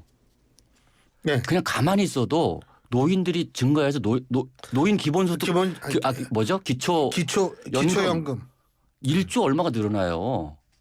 계속 늘어나는데 어디서 재원을 만들 겁니까? 그리고 기본사회라는 건 기본이 보장되는 사회인데 그래서 저는 그게 지금 답답한 거지. 그러니까 다른 걸 다 떠나서 여야 중에 우리 사회가 이제 고령화되고 있고 이 저출생 고령화가 구조화되는 사회에서 자꾸 뭐 세금 깎겠다는 얘기밖에 안 하고 이게 제대로 된 정치가 아니라고 봅니다. 저는 사실 조금 다른 연관된 얘기인데 지금 민주당 당헌 당규에는 기본 사회라는 게 들어간다며요. 이번에 예? 들어가죠. 근데 한쪽에서 성장을 얘기해요 이재명 대표. 그러니까 이 복지와 성장이 양립하면 제일 좋죠. 근데 이게 양립되기가 거의 불가능하거든요, 사실. 그러니까 그 논리도 그렇고 경제 논리로 보면 예. 성장과 분배에 관한 것도 스토리텔링이 그렇죠. 악유가 안 맞고 예. 기본 사회와 감세도 악유가 안 맞는 겁니다. 그렇죠. 그냥 이런 것들이 정치 지금 최근에 한 몇 년 동안은 정치권에 이 스토리텔링이 안 되고 있어요. 서론과 본론과 결론이 따로따로 노는 정치가 너무 오래 가고 있어요 지금. 근데 어쨌든 그래서 어떻게 보세요? 사실 차상병 특검 문제도 이게 과거만큼 큰 주목을 지금 받지는 못하고 있는 것 같거든요. 이거 너무 오래 끌어가지고. 근데 오래 끌었는데도 불구하고 민주당 입장에서는 이거를 그냥 뒤로 빼지는 않을 거예요. 그래서 이제 한동훈 대표가 이제 그 대표 출마했을 당시에 했던 이 수정안, 그러니까 이제 제3자 추천권 이 문제가 어떻게 이제 정리될 건지 뭐 이것이 저는 관전 포인트라고 보고요. 저는 근데 관심이 지금은 조금 줄어들었지만 특검을 안 하고 지나가긴 좀 어려울 거다 저는 이렇게 봅니다. 특검을 안 하고 지나가기는 힘들 것이다. 예. 그러면은 공수처 수사 결과도 제가 알기로는 조금 있으면 나올 텐데. 네, 수사 결과를 봐야겠죠. 근데 수사 결과가 그러니까 만족스럽게는 안 나올 겁니다. 그러니까 이제 만족스럽게 만족스럽다라는 것도요 굉장히 주관적이라서 뭐가 만족스러운지도 우리가 좀 논쟁거리가 됩니다만 그쵸, 어쨌든 그러니까 글로 갈 수밖에 없다. 3자 특검도 그렇게 한다. 네. 3자 특검 받는다. 그럼 저건 받아요? 제보 관련한 것도 저거 받을 수 있다고 봅니다. 민주당이 받을 수 있다고 봐요. 그래서 예. 지금은 이게 이제 특검 국면이 왜냐하면 특검 국면이 자체가 이재명 대표, 한동훈 대표 양 대표에게 이해관계 걸려 있어요. 맞는 이해관계 둘 다. 네. 민생 문제 풀어야 됩니다. 둘 다. 거기서 리더십을 보여줘야 되는 이제 그런 상황이기 때문에 예. 쉽진 않겠지만 풀릴 수도 있다 이렇게 봅니다. 알겠습니다. 자, 오늘 말씀 여기까지 듣겠습니다. 고맙습니다. 네, 고맙습니다. 예, 지금까지 유승찬 정책 컨설턴트였습니다. 리틀 약사의 이름을 걸고 더더 깐깐하게 더더 꼼꼼하게 비타민 미네랄 다 리틀스 더더 깐깐하게 더더 꼼꼼하게 오메가 유산균 다 리틀스 유튜버 리틀 약사의 배합 노하우를 담았다. 다 리틀스 합성 목재 예스팀바 산책로 야외 데크 울타리 사이딩 전원주택 인테리어까지 다양한 형태로 활용이 가능한 친환경 합성 목재 예스팀바 우수한 품질의 정부 조달 우수 제품 나무 느낌 그대로 합성 목재 예스팀바 경동산업 주식회사 그냥 기저귀는 찝찝하고 민망해요. 부탁해요. 하이제라. 어라? 알람도 되네? 안심케어. 하이제라. 실시간으로 배뇨 인식이 되는 성인용 스마트 기저귀 하이제라. 안심케어. 부탁해요. 하이제라. 오늘은 또 뭘 먹을까? 점심 전쟁 메뉴 전쟁 출출하니 킹콩킹콩 입맛 도는 킹콩킹콩 보는 순간 구집에서 배부르네 킹콩킹콩 매일매일 같은 메뉴 바꿔보자 회식 장소 신상 가득 무한리필 킹콩 킹콩하면 부대찌개 부대찌개하면 킹콩 킹콩 부대찌개. 예, 신율의 뉴스 정면 승부 2부 순서는 여기서 줄이겠습니다. 잠시 뒤 6시에는 전 이분 목소리를 들으면 왠지 모르게 가슴도 푸근해지고 침착해지고 그런 분이거든요. 여러분이 너무너무 잘 아시는 이 중에서는 야 보험 생각난다 이런 분도 계실 텐데 양수진 아나운서가 전해드리는 뉴스 들으시겠습니다. 전 3부에서 뵙죠. 우리들의 희망은 오직 한 가지. 어린이를 잘 키우는 데 있을 뿐입니다. 다 같이 내일을 살리기 위하여 1923년 소파 방정환이 발표한 어린이 해방선언의 일부입니다. 암울한 일제강점기에도 어린이라는 미래가 있어 희망을 품을 수 있었고 100년이 지나 대한민국은 선진국이 되었습니다. 하지만 지난해 말 한국의 합계 출산율은 0.6명대로 인구 소멸 수준. 다시 희망을 그려야 합니다. 아이를 낳고 키우고 싶은 여건, 아이가 안전하고 행복한 사회를 만드는 것. 아이들이 우리의 내일입니다. 존중과 포용, 더 나은 대한민국. 우리 곁엔 우리가 있다. 우리금융그룹과 YTN이 함께합니다.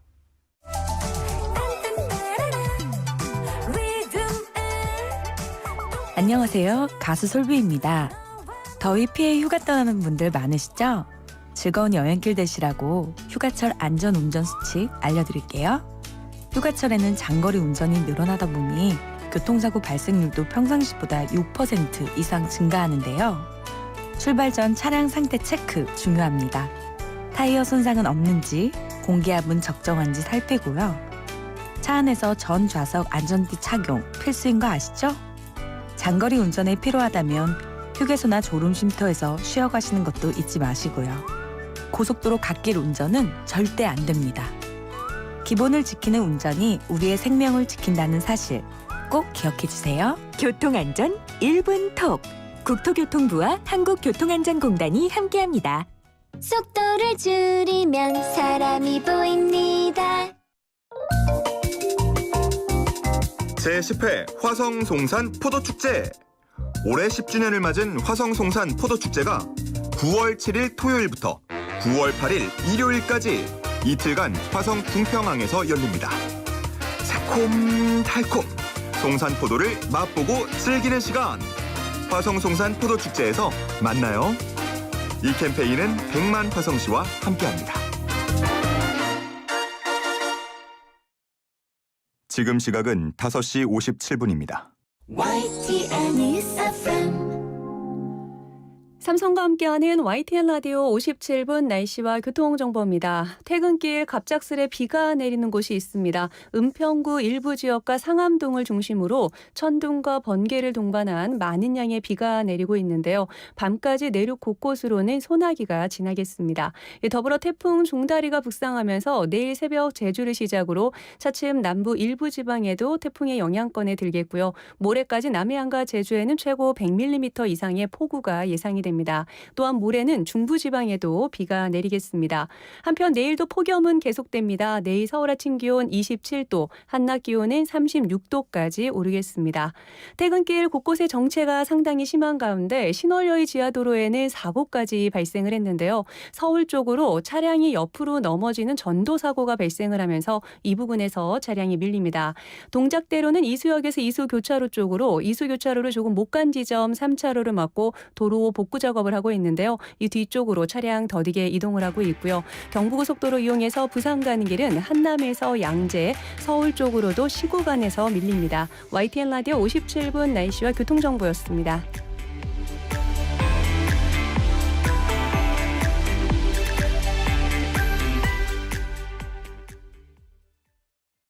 오늘은 저 강남과 함께 멋진 우리 이웃들 한번 만나볼까요? 바쁘니까 부지런히 해야죠.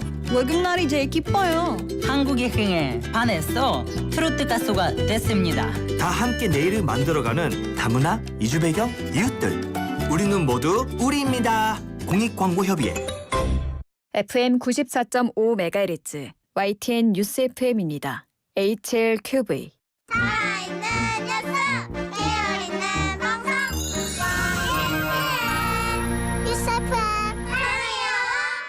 한국의 뉴스 채널 YTN 뉴스 FM에서 6시를 알려드립니다.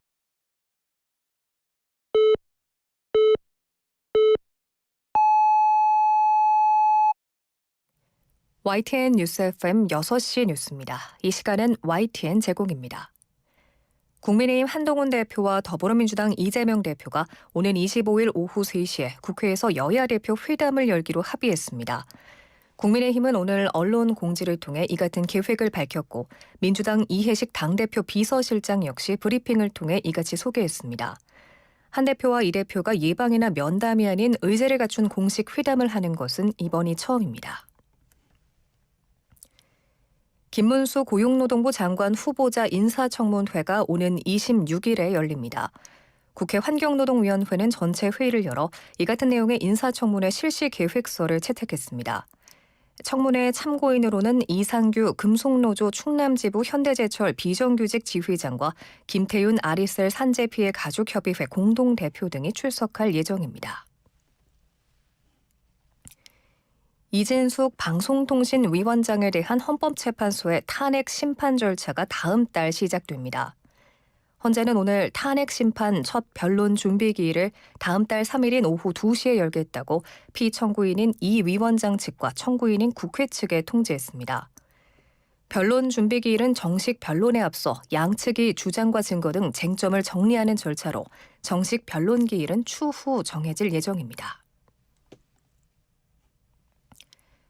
집주인이 전세 보증금을 제때 돌려주지 않아 발생한 전세 보증 사고가 올해 들어서 3조 원 넘게 발생한 것으로 나타났습니다. 주택도시보증공사 허그에 따르면 올해 1월부터 7월까지 전세보증금 반환 보증 사고액은 3조 818억 원으로 사고 건수는 14,250건으로 집계됐습니다. 월별 보증 사고 액수를 살펴보면 2월 6,489억 원을 정점으로 4개월 연속 감소하는 모습을 보였지만 6월 3,366억 원에서 7월 4,227억 원으로 다시 증가했습니다. 주택도시보증공사는 올해 상반기까지 만기가 들어온 전세 계약의 보증 사고율은 높게 나타났지만 하반기부터는 점차 낮아질 것으로 내다보고 있습니다. 티몬과 위메프에 이어 같은 큐텐그룹 계열사인 인터파크 커머스도 기업 회생 절차를 신청한 가운데 법원이 이번 주 대표를 불러 신문하기로 했습니다. 서울회생법원은 인터파크 커머스가 신청한 기업 회생 사건을 안병욱 법원장의 재판장으로 있는 회생 2부에 배당하고 오는 금요일 비공개 신문을 진행한다고 밝혔습니다. 또 두 회사가 신청한 보전 처분과 포괄적 금지 명령을 모두 받아들였는데 이에 따라 회생이 개시되기 전까지 법원의 허가 없이는 자산을 처분하거나 채무를 갚을 수가 없고 강제 집행도 불가능해졌습니다. 미국 민주당의 대선 후보 공식 선출을 앞둔 카몰라 해리스 부통령에 대한 유권자의 호감도가 상승한 것으로 나타났습니다. 현지 시간 18일 AP통신에 따르면 시카고 대학 여론조사센터와 함께 지난 8일에서 10일 미국의 성인 1,164명을 상대로 조사한 결과 응답자의 48%가 해리스 부통령에 대해 좋다 또는 매우 좋다는 긍정적인 인식을 지니고 있었습니다. 지난달 21일 조 바이든 대통령이 후보직 사퇴를 선언할 당시만 해도 해리스 부통령에 대한 호감도는 39%에 그쳤습니다. 오늘 새벽 0시 50분쯤 일본 도쿄 북동쪽 이바라키현에서 규모 5.1의 지진이 발생했다고 외신들이 보도했습니다. 일본 기상청에 따르면 진앙은 북위 36.7도, 동경 140.6도, 지진의 발생 깊이는 10km입니다. 지진에 따른 쓰나미 경보는 발령되지 않았지만 도쿄 중심부에서도 진동이 감지됐다고 신화통신은 전했습니다. 국토교통부는 어제 발생한 경부고속선 KTX 열차의 궤도 이탈 사고와 관련해 오늘 새벽 5시 11분쯤 선로 복구가 완료됐다며 오늘 경부고속선 열차 운행을 재개했다고 밝혔습니다. 이에 따라 상행 첫 차는 새벽 4시 45분 부산역에서, 하행 첫 차는 새벽 5시 13분 서울역에서 출발을 했고 사고 구간인 동대구역에서 경주역 구간은 서행을 하고 있다고 전했습니다. 국토부는 또 사고의 원인은 바퀴 축의 발열과 손상으로 인한 궤다 이탈로 추정된다며 정확한 원인은 조사 중이라고 설명했습니다. 끝으로 날씨입니다. 화요일인 내일도 낮 최고 기온이 36도까지 오르며 무더위가 이어지는 가운데 오늘 새벽 발생한 제9호 태풍 종다리의 영향으로 전국에 비가 내리겠습니다. 내일과 모레 예상되는 비의 양은 제주 산지와 경남 남해안, 지리산 부근에 최대 100mm 이상, 전남 남해안은 최대 80mm 이상, 서울 등 중부는 10에서 50mm 안팎입니다. 내일 아침 최저 기온은 서울이 28도 등 전국이 23도에서 28도로 오늘과 비슷하거나 조금 높겠습니다. 태풍의 가장자리를 따라 열대 해상에 고온다습한 공기가 북상하면서 당분간은 덥고 습한 날씨가 이어질 전망입니다. 서울 현재 기온은 30.8도, 습도는 62%입니다. 아나운서 양수진이었습니다. 안녕하세요. 상상을 현실로 만드는 건축가 이성범입니다. 넘치는 크리에이티브로 마음을 움직이는 공간을 설계하기 위해 제가 생각한 건 GW CAD입니다. 국내 대표 건설사들이 선택한 대체 불가의 CAD. 대한민국을 디자인하다. GW CAD. 카멜로 장갑 하나로 일상이 안전해진다. 안전한 용접 장갑 카멜로. 편안한 작업 장갑 카멜로. 세련된 안전 장갑 카멜로. 오늘도 손끝 하나 다치지 않고 일 잘 끝냈습니다. 장갑은 카멜로. 한국일보 제휴 6시 뉴스를 마칩니다. 이어서 신율의 뉴스 정면 승부 3부가 방송됩니다. YTN 뉴스 FM. 광명동굴에 공룡이 나타났어요. 1억 5천만 년 전에 멸종된 공룡들이 광명동굴에 나타났어요. 새로운 기술과 특수 효과로 만든 살아 움직이는 공룡들의 세상. 광명동굴 공룡 탐험전 다이노 포레스트. 직접 만지고 체험할 수 있는 공룡들이 기다리고 있습니다. 대한민국 최고의 동굴 테마파크 광명동굴 라스코 전시관으로 여러분을 초대합니다. 중생대 공룡의 숲 탐험을 통해 과학 지식뿐 아니라 생명의 탄생까지 느낄 수 있는 최고의 순간을 경험해보세요. 광명동굴 공룡 탐험전은 함께하는 시민 웃는 광명시가 함께합니다. 한국장애인재단에서 서울형 장애인 개인예산제 시범사업 참여자를 모집합니다. 서울형 장애인 개인예산제 시범사업은 장애인이 지역사회에서 살아가는 데 꼭 필요하지만 기존 제도에서 지원받기 어려웠던 개인의 특수한 욕구를 파악하여 올해 9월부터 2025년 2월까지 1인 최대 240만 원 내에서 개별 맞춤형 서비스를 지원합니다. 서울시에 거주하는 만 18세 이상 65세 미만 지체 뇌병변 시각 청각 장애인 중 중증 장애인의 경우 신청 가능하며 보다 자세한 사항은 한국장애인재단 홈페이지를 참고하시기 바랍니다. 반갑습니다. 경기도의회 의장 김진경입니다. 제11대 경기도의회가 후반기 새로운 여정을 시작합니다. 방향도 목표도 오직 1,410만 경기도민을 위한 의정활동으로 앞으로의 2년 도민들께 희망이 되는 존재로 자리매김하겠습니다. 도민 여러분의 목소리를 들려주십시오. 경기도의회가 힘이 되겠습니다. 이 캠페인은 경기도의회가 함께합니다. 제주 삼다수와 함께하는 YTN 캠페인 생명의 근원 물. 고대 이집트인들은 모든 생명이 물로부터 만들어졌다고 믿었습니다. 그러기에 나일강의 신으로 불리는 하피는 매우 숭배됐죠. 그가 만들어낸 물은 사막의 오아시스를 채우고 푸른 초원을 만들고 하늘의 이슬을 내렸다고 전해집니다. 문명의 시작이자 생명의 젖줄이었던 물. 고대 이집트인들에게서 오늘날 물에 대한 소중한 가치를 다시 한번 일깨워 봅니다. 이 캠페인은 우리가 믿는 물, 제주 삼다수와 YTN 라디오가 함께합니다. 엄마, SNS에 올린 영상을 친구들이 보고 자꾸 놀려요. 그럼 지우면 되지. 어릴 때 만든 계정이라 비밀번호를 잊어버려서 지울 수가 없어요. 어머, 그럼 어떡하지? 걱정하지 마세요. 지우개 서비스가 해결할게요. 지우개 서비스는 개인정보가 노출된 게시물을 스스로 삭제하지 못하는 아동 청소년을 위해 게시물 삭제를 지원하는 정부 서비스예요. 지금 개인정보 포털에서 신청할 수 있어요. 이 캠페인은 개인정보보호위원회와 한국인터넷진흥원이 함께합니다.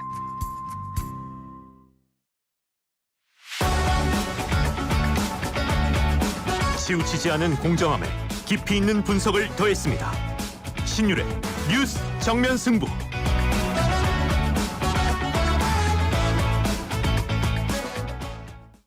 크리네어 테크. 크리네어 테크 집중기. 주물 작업, 연마 작업, 페인트 작업. 분진가스 냄새 연기 작업장 분진.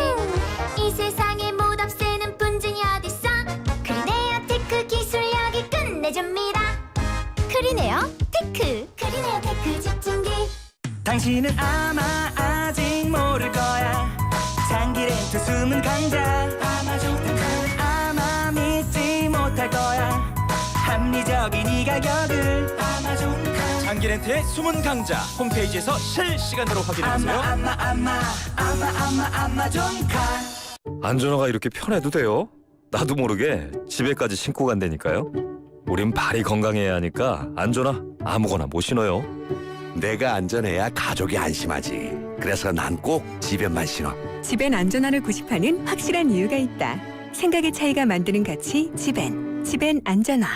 모든 인쇄 가능한 성원에드피아. 온라인 주문 간편한 성원에드피아. 누구든지 어디서나 쉽고 빠르게 인쇄의 유토피아. 성원에드피아. 여름에는 부채 판촉물. 다양한 부채 역시 성원에드피아. 골프용품 살 땐 딜팡. 딜팡 골프용품은 딜팡 할인 터져 팡팡. 딜팡 골프용품은 딜팡. 신규 가입 후 첫 구매 시 인기 골프용품이 단돈 100원부터 지금 검색하세요. 딜팡 코인딘. 오늘은 또 뭘 먹을까? 점심 전쟁 메뉴 전쟁 출출하니 킹콩 입맛 도는 킹콩 보는 순간 구집에서 배부르네. 매일매일 같은 메뉴 바꿔보자. 회식 장소 신상 가득 무한 리필 킹콩 하면 부대찌개 하면 킹콩 부대찌개. 신율의 뉴스 정면 승부 3부 시작합니다. 오늘 정면 인터뷰에서 만나볼 분은 더불어민주당 정성호 의원입니다. 직접 스튜디오에 나와 계십니다. 어서 오십시오. 네, 안녕하십니까? 예. 전당대회가 이제 끝났어요. 네. 예? 이번에 전당대회 전반적으로 어떻게 평가하십니까, 정 의원님께서? 뭐 초반에는 이재명 당대표의 독주가 굉장히 강했기 때문에 흥행이 없다라고 했는데 저도 지난 한 20년 넘게 민주당의 전당대회에 참여했었는데요. 마지막 날은 열기가 굉장히 떴습니다. 거의 역대급으로 예. 당원들의 참여도라든가 분위기가 굉장히 좋았고 또 어쨌든 뭐 그래도 흥행은 성공한 게 아닌가 예상보다는 뭐 그런 생각을 좀 하고 있습니다. 네. 예상보다는 성공을 했다. 근데 사실은 그 성공 요인 중에 하나가 정봉주 전 의원이 당선되느냐 안 되느냐 네네. 이런 쪽에 관심이 사실 많이 갔었는데 어떻게 예상하셨어요? 저는 뭐 그래도 정봉주 의원이 좀 거친 말씀과 또 당원들의 마음을 상하게 하는 그런 뭐라고 할까 막말 비슷한 걸 했지만은 그래도 당선되지 않을까 이런 생각을 했는데 역시 그 당원들이 지금 당의 지도부에 대해서 요구하는 눈높이는 다른 거였다는 게 뭐 드러난 것 같아요. 예. 다른 거라면 좀 구체적으로 말씀해 주세요. 역시 그 현재 상황이 윤석열 정권의 어쨌든 독주 또는 폭정이 심한데 당대표 중심으로 확실하게 뭉쳐갖고 견제하고 또 싸워야 되는 게 아니냐 뭐 이런 생각들이 강했던 것 같아요. 네. 그리고 정봉주 의원 같은 경우는 뭐 초기에는 본인도 이재명 대표와 함께 어떤 윤석열 정권의 어떤 폭주를 막겠다고 했거든요. 근데 메시지가 중간에 바뀐 거거든요, 사실. 바뀌면서 오히려 반명 또 뭐 친명파리 또 이렇게 말씀하시면서 메시지 자체가 일관성이 없었기 때문에 거기서 당원들이 굉장히 실망했던 거가 크지 않았나 생각이 들고요. 네. 그러니까 메시지가 좀 일관됐더라면 어느 방향으로든 일관됐더라면 지금보다는 좀 나은 결과가 있을 것이다. 그렇죠. 네. 근데 김두관 후보 그러니까 전 의원께서는 이번 전당대회 때 이제 사실 10% 정도밖에 득표를 못 하셨어요. 네, 12.5% 정도 됐죠. 네. 근데 사실 김두관 전 의원 같은 경우에는 평가가 두 가지입니다. 그러니까 뭐냐면 그나마 김두관 전 의원께서 출마를 하시고서 세게 나갔기 때문에 그나마 지금 민주당에서 소위 말하는 다양성이라는 얘기가 그나마 나올 수가 있었다라는 그런 평가가 있는 반면에 다른 쪽은 야 이거 과거에는 나오면 20-30% 나왔는데 너무 적게 나온 거 이거는 오히려 얼만큼 일극체제인지를 보여주는 그런 결과다라는 평가 이렇게 좀 나오는데 어떻게 보세요? 뭐 두 가지 측면이 다 있겠죠. 다 있겠는데 저도 처음에 김두관 전 의원이 출마한다고 해갖고 걱정을 좀 많이 했습니다.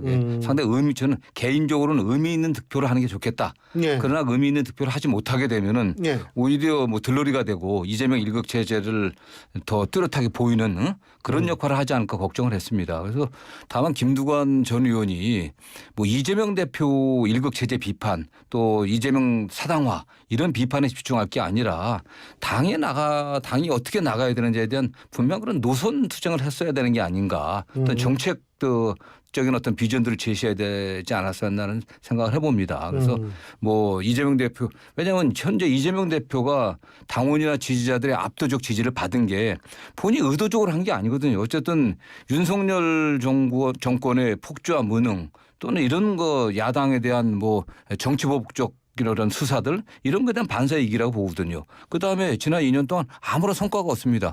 경제가 굉장히 심각한 상황이거든요.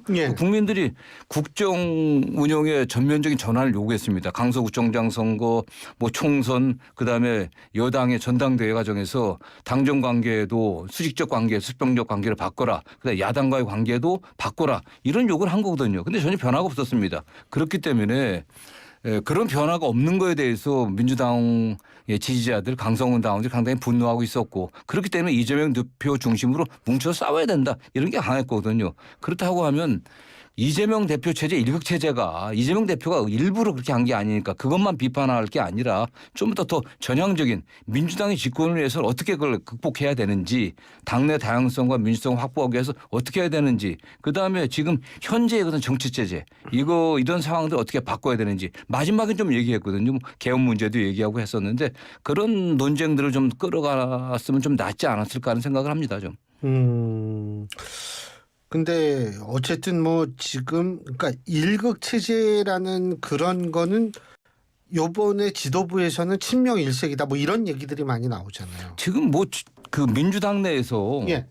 지난 총선 때 친명을 표방하지 않은 후보자는 하나도 없었을 겁니다. 민주당 거의 대부분의 당선된 국회의원들이 다 친명을 표방했거든요. 예. 그렇기 때문에 지금 뭐 당내 친명 비명 이렇게 갈라서 의원들을 구분하는 건 의미가 없다고 생각하고 다만 이제는 이재명 당대표가 이제 어쨌든 이기 체제가 됐으니까 당내 다양한 의견들이 좀 자유롭게 표출될 수 있도록 당내 여러 가지 어떤 조직적인 그런 노력들을 좀 해야 될 것 같아요. 이재명 대표 스스로 당내 다양한 의견이 나올 수 있도록 그런 조직적인 노력도 좀 하고 또 최고위원들도 어떤 최고위원에서 당선되기 위해서 뭐 친명을 표방했지만 뭐 다 친명 아니겠습니까? 다 친명이라고 하지만 또 각자의 특성들이 있거든요. 김민석 최고위원 같은 경우는 굉장히 전략적이기 때문에 다 차기 지방선거나 대선을 위한 준비들 또 뭐 전현희 의원 같은 경우도 반부패 관련된 전문성이 있고 또 이현주 의원 같은 경우는 경제 전문가이기도 하고 뭐 김병주 의원이 안보 전문가이기 때문에 또 한준호 의원 같은 경우는 또 언론개혁 이런 문제가 있기 때문에 자기 분야에서 전문성들 또 정책적인 능력들을 좀 발휘하고 당 안팎의 여론들을 좀 대표한테 가감없이 전하는 역할들을 좀 해줬으면 좋겠습니다. 네.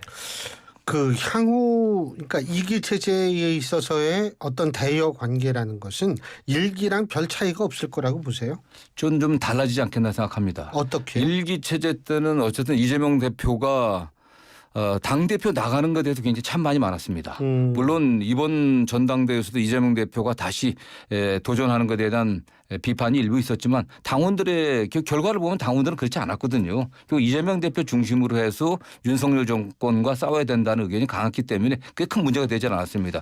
굉장히 좀 당내 기반이 취약했었죠. 그러나 이재명 대표가 이제는 재선이 됐고 당내 기반도 확고하기 때문에 일기 때보다는 더 여유를 갖고 민생 문제를 챙길 것이고 또 당내 통합도 훨씬 더 강화할 것으로 보고 있습니다. 네. 여유를 갖고 민생 문제를 저울한다. 그렇다면은 25일 날 이제 한동훈 대표하고 만나지 않습니까? 거기에서 나름대로 어떤 그 결과가 나올 거라고 보세요? 근데 중요한 건 한동훈 대표가 여당 당 대표로서 확실하게 자기 입장과 원칙을 갖고 있는지 그게 문제인 것 같아요. 지금 여당 당대표가 대통령과의 관계가 원만치 않다고 하는 게 일반적인 여론입니다. 대통령과 여당 당대표가 소통이 안 된다고 하면은 아무것도 할 수가 없거든요. 실질적으로 한동훈 대표가 여러 가지 정책적 현안에 대해서 결정권이 있는지 저는 의문입니다. 저는 그래서 계속 여당 대표와의 만남은 사실은 늘 일상적으로 좀 있어야 됩니다. 그러나 실질적으로 여당의 뭐 1호 당원, 여당의 실질적 지배력을 갖고 있고 결정할 수 있는 권한은 대통령이 갖고 있거든요. 사실 여야 영수회담이 선행돼야 된다고 생각하는데 대표가 여야 영수회담뿐만 아니라 당대표회담도 같이 제안했는데 한동훈 대표가 수용했습니다. 오히려 이면에서 한동훈 대표가 확실하게 여당 당대표로서의 위상과 권한을 갖고 여러 가지 현안에 대해서 분명한 자기 입장을 좀 밝혔으면 그 자기 입장을 밝혀야 또 여야 간에 어떤 접점을 찾아갈 수 있지 않겠습니까? 자기 입장이 분명한 입장이 없다고 하면 결론을 낼 수가 없거든요. 그러니까 결정권도 없고 자기의 분명한 입장도 없다 이런 말씀이시죠? 네, 그렇습니다. 그게 뭐 가장 대표적인 게 지금 최상병 특검 아니겠습니까? 지난번 여당 전당대회에서는 뭐 제3자 특검을 제안하면서 뭐 하겠다고 했지만 지금 굉장히 뭐 계속 말을 바꾸고 있습니다. 좀 여러 가지 조건들을 달고 있는데 민주당에서는 처음에는 주저주저했다.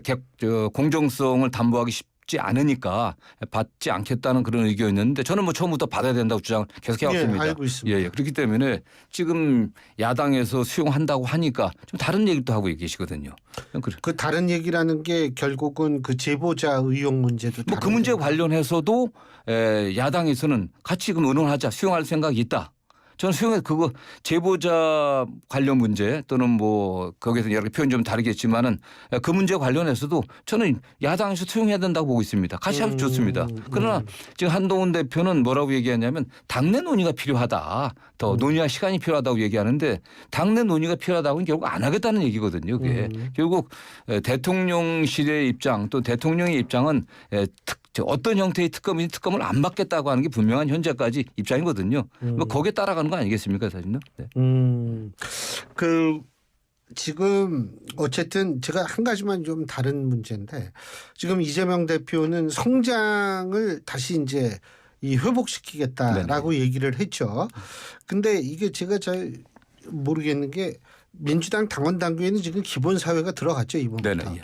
그럼 기본사회라는 건 복지에 관한 문제인데 네네. 복지와 성장을 동시에 이걸 다 할 수가 있을까요? 저는 그렇게 이분법적으로 생각해서는 안 된다고 생각합니다.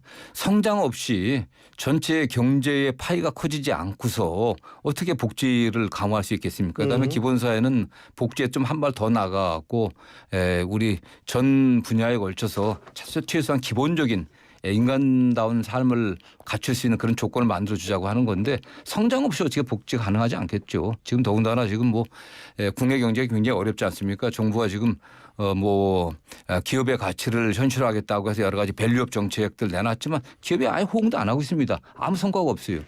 정부가 하반기 가서는 경제 성장이 좀 회복될 거라고 봤지만 지금 대개 국내 기관들도 대개 좀 약간 하향하고 있습니다. 그다음에 지금 뭐 반도체라든가 이런 데서 수출 때문에 약간 반짝 효과가 나타나는 것 같지만 그게 내수하고 거의 관계가 없습니다. 그렇기 때문에 이재명 대표가 지금 침체된 내수라든가 자영업자들의 어려움을 해소하기 위해서 민생회복 지원금 지원하자고 얘기한 거 아니겠습니까? 그런데 국회에서 법안을 통과시켰지만 대통령이 거부권 행사했습니다. 저는 그거와 관련해서도 한동훈 대표가 그 민생회복 전 국민 지원한 민생회복 지원금이 그게 적절치 않다고 생각한다면은 본인이 생각하는 내수회복 방안들 아니면 뭐 여당 일각에서 얘기하는 것처럼 그건 제한적으로 줘야 된다. 뭐 이런 것까지 좀 입장을 갖고 여야 대표회담에 임했으면 좋겠다는 생각입니다. 근데 이게 지금 뭐 그 종부세하고 상속세하고 그다음에 금투세 이 문제에 대해서 이재명 대표는 좀 굉장히 전향적으로 생각을 한다. 중도층한테 어필하려는 노력을 보인다. 이런 얘기가 지금 나오거든요. 근데 일각에서는 뭐냐면 그 세 개가 문재인 정권에 있어서의 뭐 가장 중요한 상징까지는 아니지만 아마 중요한 역할을 했던 그런 세제인데 이거를 좀 바꾸려고 한다라는 거는 결국은 문재인 정권과 일정 부분 거리두기에 나서는 것 아니냐. 뭐 전당대회 때도 그 문재인 전 대통령 축사하는 거 가지고 뭐 시끄럽고 그랬다고 그러더라고요. 일부 당원들의 이제 뭐 그런 의사 표현이었고요. 뭐 종부세는 노무현 대통령 때 도입돼 갖고 지금 사실은 윤석열 정부 들어서 지난해 굉장히 완화시켜 갖고 대상자도 확 줄었습니다. 사실은 확 줄었기 때문에 대상자가 준 게 아니고 대상자 확 줄었죠 사실. 그 금액이 확 줄었어요. 금액이 주는 바람에 세금을 내는 사람들도 확 줄었죠 사실은. 그 전보다 확 줄었기 때문에 세수도 엄청나게 줄었습니다. 줄었는데 저는 뭐 그 문제는 그 집 한 채 갖고 있는 분들 1가구 1주택자 뭐 강남에 굉장히 고해가 아니겠습니까? 1가구 1주택이라 그런 부분에서는 좀 국민들의 목소리를 듣는 차원에서 논의해 볼 필요가 있다고 생각하고 있고요. 상속세 같은 경우는 상속세의 그 일괄 공제라든가 또는 배우자 공제 같은 게 들어온 지가 거의 한 30여 년 됩니다. 30년 28년인가 그때 한 5억 했기 때문에 이미 그동안의 어떤 경제 성장의 정도라든가 또는 가계의 어떤 자산의 축적 정도를 본다고 하면 그것도 다시 논의해 볼 필요가 있다고 생각하고요. 세율을 줄이는 문제에서는 저는 신중해야 된다고 생각합니다. 그다음에 금투세 문제도 이게 여야 합의로 했던 거고 금투세 도입할 때 그때 합의했던 당사자가 추경 의원이었습니다. 그렇기 때문에 그 당시도 이게 한번 유예했던 거거든요. 시장의 상황이 굉장히 나쁘지 않습니까? 그래서 저는 시장의 상황에 맞춰서 좀 이게 유연하게 논의해 보자고 하는 이 대표의 주장은 저는 뭐 우리가 충분히 검토해 볼 필요가 있다고 생각합니다. 알겠습니다. 자, 그리고 뭐 이 9월 말이나 10월 초 되면은 이재명 대표 관련 사법 리스크 재판 중에 2개가 결과가 나온다. 이런 얘기가 지금 나오고 있는데 뭐 무죄가 나오면 오히려 더 굉장히 공고가 되겠죠. 그러니까 무죄가 나오면 그렇게 되는데 만일 유죄가 나온다라고 가정을 했을 때 유죄 판결 1심 판결에 나온다 그러면 그 민주당이 상당히 좀 혼란에 빠지지 않겠느냐. 뭐 김두관 전 의원 같은 경우에도 지난 금요일 날 저희 방송에서 쉬쉬하고 있지만 모두 걱정한다라는 식으로 말씀을 하셨는데 어떻게 보십니까? 저는 뭐 전혀 그렇게 보지 않습니다. 지금 이 사건이 갑자기 나온 게 아니라 이미 지난 뭐 2년 3년 동안 엄청난 수사를 통해서 기소가 됐고 재판해 왔거든요. 국민들도 굉장히 필요합니다. 그다음에 민주당 지지층에 있어서는 이게 정치 보복적인 수사였다라는 생각이 강하기 때문에 뭐 어떤 결과가 1심 결과가 나온다고 하더라도 당이 동요할 일은 없다고 보고 있고요. 다만 이게 유죄냐 무죄냐 측면에서 저는 뭐 유죄 무죄가 뭐 반반이라고 봅니다. 개인적으로는 무죄 가능성이 높다고 생각하지만 가사 유죄가 나온다고 한들 결국 중요한 거는 피선거권을 박탈하는 그런 선고인지 아닌지 그게 중요하겠죠. 사실은 공직선거법 그게 100만 원 기준 아니겠습니까? 예. 결국 100만 원을 넘냐 안 넘냐 유죄했을 때 그 문제가 있을 것이고 그다음에 위증교사도 마찬가지입니다. 이거는 실형이 나와야 되거든요. 그러니까 실형을 선고할 건지 아니면 벌금형을 선고할 건지.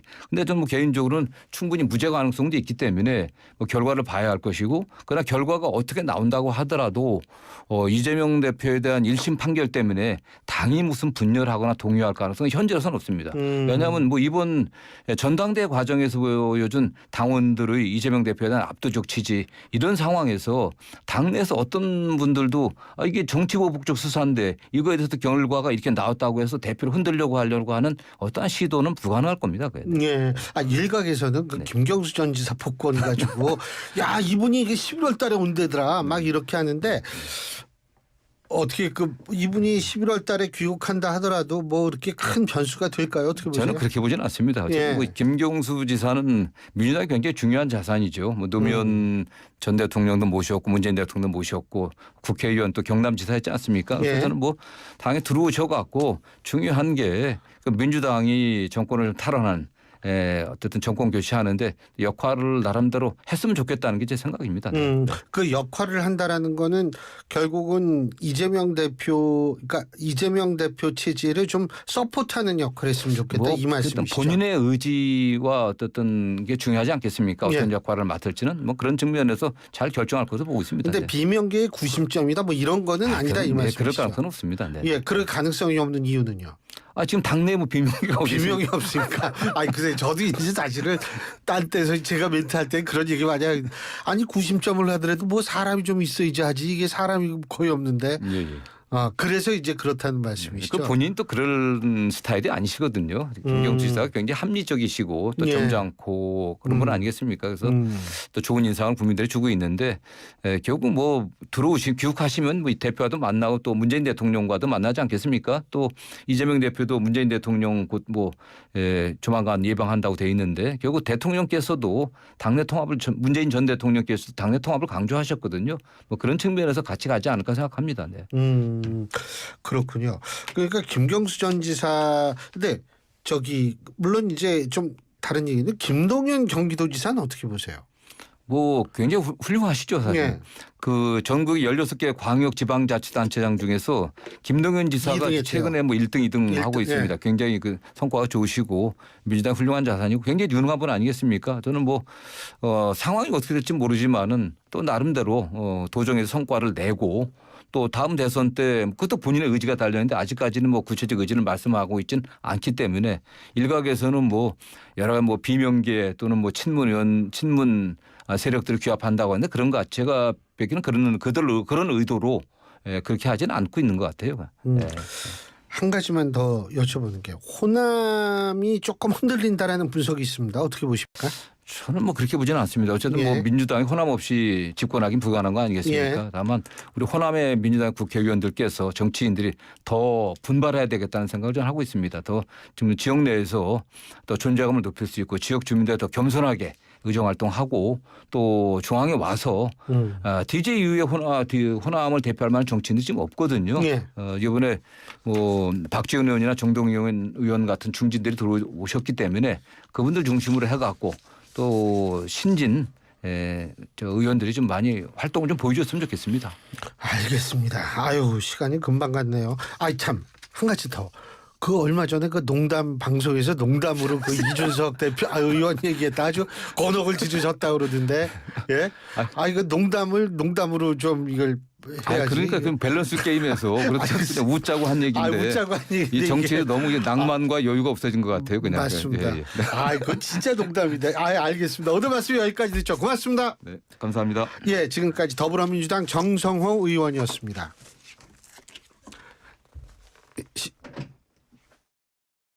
그때도 지금도 내일도 Still love 대한민국. 안녕하십니까. 4.19 혁명 희생자 유족회 회장 한성기입니다. 1960년 4월 자유와 정의의 깃발 아래 일어선 시민들은 부정부패와 독재로 얼룩진 조국의 운명을 바꾸어 우리나라 민주화의 대장정을 이끌었습니다. 자유, 민주, 정의라는 4.19 혁명의 정신은 전 세계 인류가 기억하고 계승해야 할 유산이 되었습니다. 4.19 혁명 민주 열사들의 희생과 유가족의 헌신 위에 오늘의 대한민국이 있음을 기억해 주십시오. 우리는 그때도 지금도 내일도 여전히 우리나라 대한민국을 사랑합니다. 스틸 러브 대한민국. 이 캠페인은 국가보훈부와 함께합니다. 골프용품 살 땐 딜팡! 딜팡 골프용품은 딜팡 할인 터져 팡팡 딜팡 골프용품은 딜팡. 신규 가입 후 첫 구매 시 인기 골프용품이 단돈 100원부터 지금 검색하세요. 딜팡 코인딜. 안녕하세요. 배우 주연영, 가수 추입니다. 와, 진짜 많네요. 이렇게 많을 줄은 상상도 못했어요. 요즘 센스 있는 사람 정말 많지 않아요? 여름철 실내 온도는 26도로 시원한 옷으로 더 쾌적하게. 안 쓰는 플러그 정리는 재빠르게. 문 닫고 냉방하는 세심함. 아, 멋져. 이런 센스들이 모여 만드는 에너지 센스. 언제 어디서나 저 주연영 그리고 저 추와 함께해요. 이 캠페인은 산업통상자원부와 대한민국 에너지 공공기관이 함께합니다. 안녕하세요. 지난해 산림청이 주최하는 제15회 대한민국 도시숲 설계 공모대전에서 맞물림이라는 작품으로 최우수상을 수상한 박서영입니다. 저는 회색 도시에 녹색 바람을 불어넣는 도시숲에 관심이 많은데요. 그 중에서도 무더위에 실감할 수 있는 좋은 기능이 있습니다.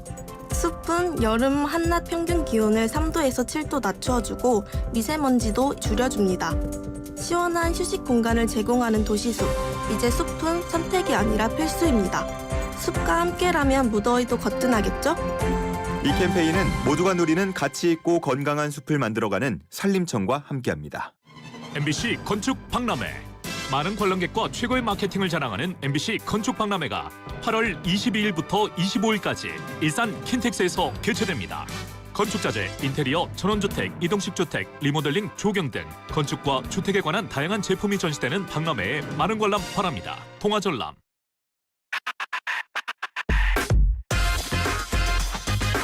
YTN 라디오 신율의 뉴스 정면 승부.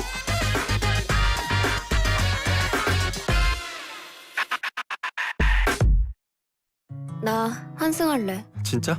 너 진심이야? 나 말고 누구한테 갈 건데? 삼성증권 연금으로. 지금 삼성증권 연금으로 환승하면 특별한 혜택이 당신을 환영. 당신의 연금 오늘 삼성증권에서. 자세한 내용은 홈페이지 참고. 원금 손실 발생 가능 및 투자자 귀속. 가입 전 상품 설명서 및 약관 필독. 건강한 나의 내일 행복한 나의 내일 빛나는 나의 내일 건강한 매일. 건강한 내일을 여는 글로벌 헬스케어 기업 휴원스. 대한민국 대표 트렌치 코리아 트렌치. 식품, 주방, 욕실, 조경, 토목, 건축 트렌치. 전 세계 유명 트렌치를 한눈에 설계에서 시공까지 기술력으로 인정받는 대한민국 트렌치 코리아 트렌치. 코리아 트렌치. 코리아 트렌치.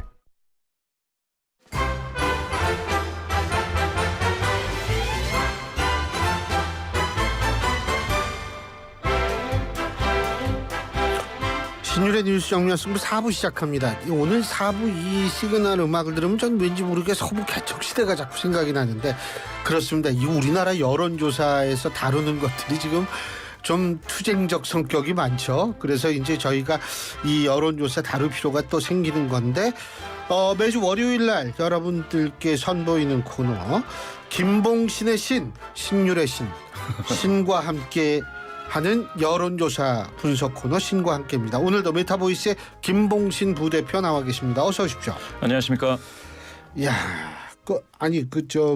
이번에 민주당 전당대회 보고 어떤 생각 드셨어요? 득표율, 투표율 다 분석해 보시면. 그렇죠. 투표율 같은 경우는 이제 42가 넘었다고 하니까 1년 전 대비해서 당원 투표율은 상당히 좀 높아졌습니다. 권리당원 투표율이 이제 37에서 42면 이제 5%포인트 상향 조정이 된 건데 이게 이제 높아진 거죠. 그런데 이제 그 권리당원 명수가 언론에서는 흔히 이제 250만 뭐 이런 얘기 했었는데 지금 보니까 122만 나왔더라고요. 그래서 이 정도라고 하면 당원 규모가 좀 조정이 됐다. 그러니까 선거 전과 비교하면은 전당대회를 준비하면서 뭔가 이제 조정이 됐다 이런 것으로 이제 보여지고요. 그런 의미에서는 이제 내부 결속을 좀 단단히 다지는 차원에서 조금 뭐라 그럴까요? 선거 끝나고 이제 빠져나가는 그런 분들은 이제 잡지 않았다. 뭐 이렇게 해석을 해야 될지 그래야 될지 모르겠습니다. 더군다나 이제 보시게 될 것 같으면은 가장 이제 두드러진 거는 이재명 대표가 이제 85%니까 그러니까 상당히 높은 비율로 지금 당선이 된 거죠. 제가 이거를 보면서 저는 사실은 그런 생각을 했습니다. 과연 그러면 지금 대선을 하면 누가 이길까? 이런 생각을 해봤거든요. 그러니까 가령 그 갤럽이라든지 이제 MBS 조사에서 정당 지도로 따지면 국민의힘이 더 높게 나옵니다. 그래서 35에 62% 득표를 했었죠. 누굽니까? 한동훈 대표, 현 대표 62득표였지 않습니까? 그 곱하면 어느 정도 나오면 21.78 나오니까 하면 22 나옵니다. 그런데 가령 이재명 대표 이제 대표가 됐는데요. 35% 그때 투표했나요? 아니요. 정당 지도를 35로 놓고 민주당을 한 28로 놓고 한 7%포인트 격차로 민주당이 밀리는 상황을 가정했을 때에 정당 지도가 그때 있어서 지지하는 사람들의 한 62%가 한동훈 대표를 찍겠다. 이렇게 환산을 해볼 수 있지 않겠습니까? 20% 조금 그렇죠. 넘죠. 전체 베이스에서 한 22 정도 나옵니다. 그런데 민주당 같은 경우에는 정당 지도가 한 27 정도 되는 상황에서 그 중에서 85가 지지한다라고 따지면은 얼마가 나오냐? 거의 한 19%, 20%? 24가 나옵니다. 23, 4 나옵니다. 그러니까 대략적으로 지금 보면은 지금 그러면 서로 간에 두 지도자가 양대 정당의 지도자가 지도부를 형성하고 있는 두 대표가 극히 미세하게 격돌하고 있다. 이렇게 볼 수 있고요. 그렇지만 만약에 지지하는 사람들 규모로만 따지면 이재명 대표가 조금 더 많다. 물론 이제 그렇게 따지면은 24대 22니까 뭐 얼마 많지가 않죠. 46이니까 나머지 이제 투표하는 사람들의 한 20도 20여 % 국민의 그분들이 이제 중도 성향이라고 하는데 그러면 그 중도 성향자가 한동훈 대표를 찍을 것이냐? 이재명 대표를 찍을 것이냐? 요거를 한번 다시 재분류를 해볼 필요가 있는데요. 지금까지는 중도 성향자들이 상당히 중도 성향이신 분들이죠. 이분들이 이슈에 있어서는 윤석열 대통령의 흐름과는 약간 좀 반대쪽에 있었습니다. 그쪽으로 좀 몰려 있었죠. 한 6대 4 정도? 많이 따지면 이제 6대 한 3.5 정도니까 그렇게 따지면은 이재명 지금 당장 대선이 벌어진다면 이재명 대표가 사실상 조금 더 유리하지 않나 하는 분석을 좀 해봤습니다. 이번 결과를 가지고요. 그렇게 됐을 때 그러면 한동훈 그 대표 같은 경우에는 요새 그 뭡니까? 예전에는 당청 이랬는데 지금 이제 당 용산 이래야겠네요. 당 용산과의 그 관계가 아주 매끄럽지는 않은 상황에서 그럼 국정 주도력을 한동훈 대표가 가져갈 수 있느냐 하는 게 앞으로의 관건이겠다. 그게 잘 안 되면 사실은 이재명 대표의 지금 정도의 지지도를 따라잡기는 많이 힘들 수도 있겠다. 이런 생각을 해봤습니다. 지금 참고로 김봉신 부대표께서 말씀하신 여론조사는 특정 여론조사를 언급한 것이 아니고 대충 우리가 평균적으로 이 정도 된다라는 대략적인 언급을 했기 때문에 제가 여기서 구체적인 개요를 얘기하는 것이 불가능하다는 점을 말씀을 드립니다. 자, 그런데 정봉주 전 의원이 안 됐어요. 전 이거 깜짝 놀랐거든요. 어제 보고서. 이거 어떻게 보세요? 이거 의미가 또 좀 있는 거 아니에요? 예, 그렇습니다. 정봉주 후보가 11.70% 얻었다라고 돼 있는데 민영배 9.05, 강선호 5.62 뭐 이렇게 해서 세 분이 좀 안 됐고 나머지 이제 김민석 전 의원이 한주로 뭐 이렇게 됐지 않습니까? 김병주, 이현주 이렇게 됐는데 그 과정을 이렇게 보게 될 것 같으면 지금에 있어서는 국민의힘이나 민주당이나 할 거 없이 그 내부에서 이 분란이 된다거나 일부 그 당원들을 뭐라고 해야 될까요? 객체로 놓은 상태에서의 뭐 비난을 좀 한다든지 이런 과정은 좀 되지 않겠다. 그래서 제가 봤을 때 정봉주 후보가 이제 명파리라는 단어를 썼는데 그 명파리를 하는 주체로서 권리당원인가라고 되면은 이와 같이 이제 참혹한 결과가 등장한다. 요게 이제 하나의 어느 정당이나 마찬가지로 분열의 주인공이 돼서는 안 되겠다. 뭐 이런 것들이 교훈일 거고요. 그런데 사실은 이제 김민석 후보가 이렇게 급부상하는 것들은 사실 저는 상상하기 쉽지 않았습니다. 그렇게 따지면은 이재명 대표 후보가 좀 이렇게 친화력을 보여주는 후보에게 이렇게 모인다라고 하는 거는 지금 상당히 민주당을 지지하거나 민주당의 당원이시거나 하는 분들이 그런 분들이 지금 굉장히 정권 교체에 뭔가 도움이 되는 방향으로 모든 사람들을 지금 고민하고 있다. 근데요, 이번에 전당대회 결과를 보면 호남 지역에서 득표율도 평균 득표율보다 이재명 대표 그렇게 높지가 않고 투표율도 평균 투표율에서 좀 밑돌지 않습니까? 그러게요. 그거는 제가 봤을 때 이제 호남의 특수성이다라고 보여지는데 호남이 큰 게임 다음에서 호남의 유권자 또는 호남의 그 민주당 지지하시는 분들 전반적으로 또 당원분들이 되게 많이 그 긴장이 이완되는 국면을 보기도 했습니다. 왜냐하면 2022년 대선에서 민주당이 지고 나서 바로 있었던 지방선거에서 호남 쪽에서 엄청나게 투표율이 낮았습니다. 전국에서 뭐 그 기초단체 지자체 단체로 봤을 때 광주 북구가 전국 꼴등이었죠. 그렇게 따지면은 큰 게임에서 이기건 지건 간에 그 이후에 있어서의 민심 수습이 잘 안 되는 곳이 호남인가라는 생각도 좀 해봤습니다. 그러면서 지금 그러면 그 총선 이후에 일종의 한번 카타르시스를 지나고 나서 호남의 민심이 지금 묘하게 변화하고 있는 것인가 하는 생각을 해봤고요. 한 가지는 그렇게 따졌을 때 호남을 원적지로 두고 있는 그런 분들이 수도권에 꽤 많이 분포하고 있는 당원분들일 텐데 호남하고 연동이 안 되더라고요.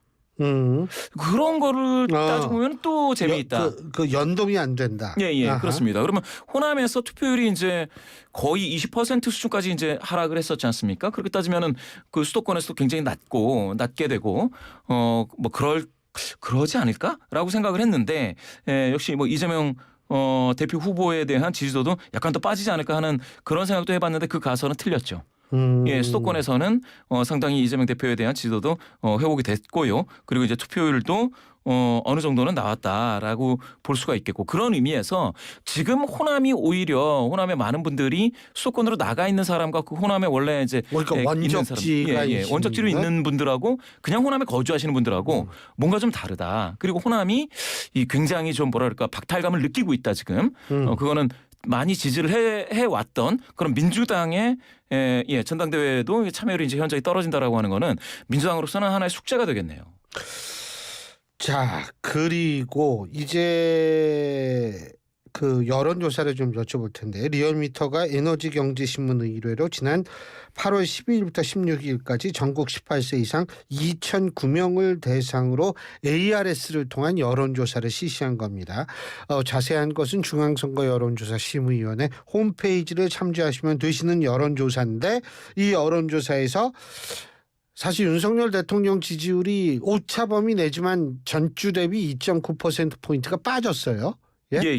그러니까 이게 오차범위 내에서 뭐 이게 뭐 큰 저건 의미를 부여가 가능할까 뭐 그러는데 어떻게 보십니까? 예, 오차범위 이내기 때문에 크게 그 의미 부여는 쉽지가 않고요. 한 그 7월 4주 정도, 그러니까 약 한 달 전에 전 고점이 34.7이었는데 그거와 비교해서 4%포인트 하락했습니다. 그런데 이제 표본 오차를 2.2%포인트로 밝혔으니 이것 역시 전 고점과 비교한다 하더라도 오차범위 이내입니다. 그래서 아주 큰 폭으로 빠졌다고 보기는 어렵다. 그러나 제가 봤을 때는 이렇게 보면은 지금 뭐라고 그럴까요? 여름을 좀 지나고 있는 이 상황에서 굉장히 더운 여름을 지나고 있죠. 그리고 예전에 이제 바캉스 시즌이라고 했던 이 전국적인 어떤 휴가 기간 이게 이제 지났죠. 요새는 그런 말 안 쓰죠. 더워서 어디 가지도 못해요.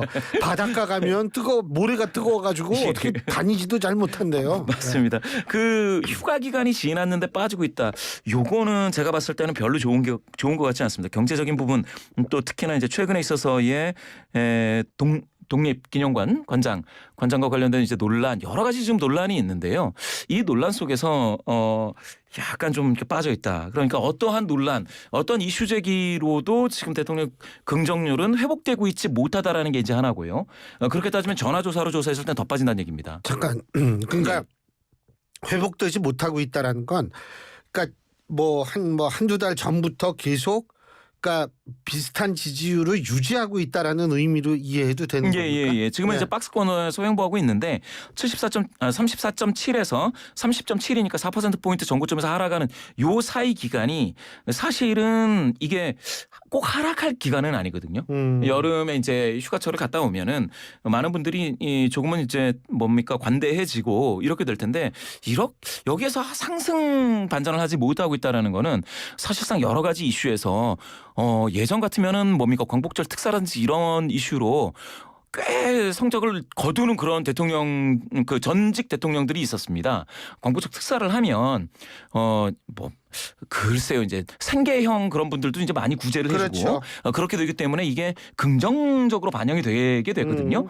그런데 지금에 와서는 그런 어떤 득점 포인트에서 지금 득점을 하지 못하고 박스권에서 횡보하는데 오차범위 내에서는 하락한 것처럼 보이는 거죠. 하락했다라고 하기보다는 그런 상황이라고 한다면 지금 국정 운영에서 뭔가 반전 포인트를 잡고 있지 못하다. 굉장히 지금 어려운 상황이다. 이렇게 볼 수가 있겠습니다.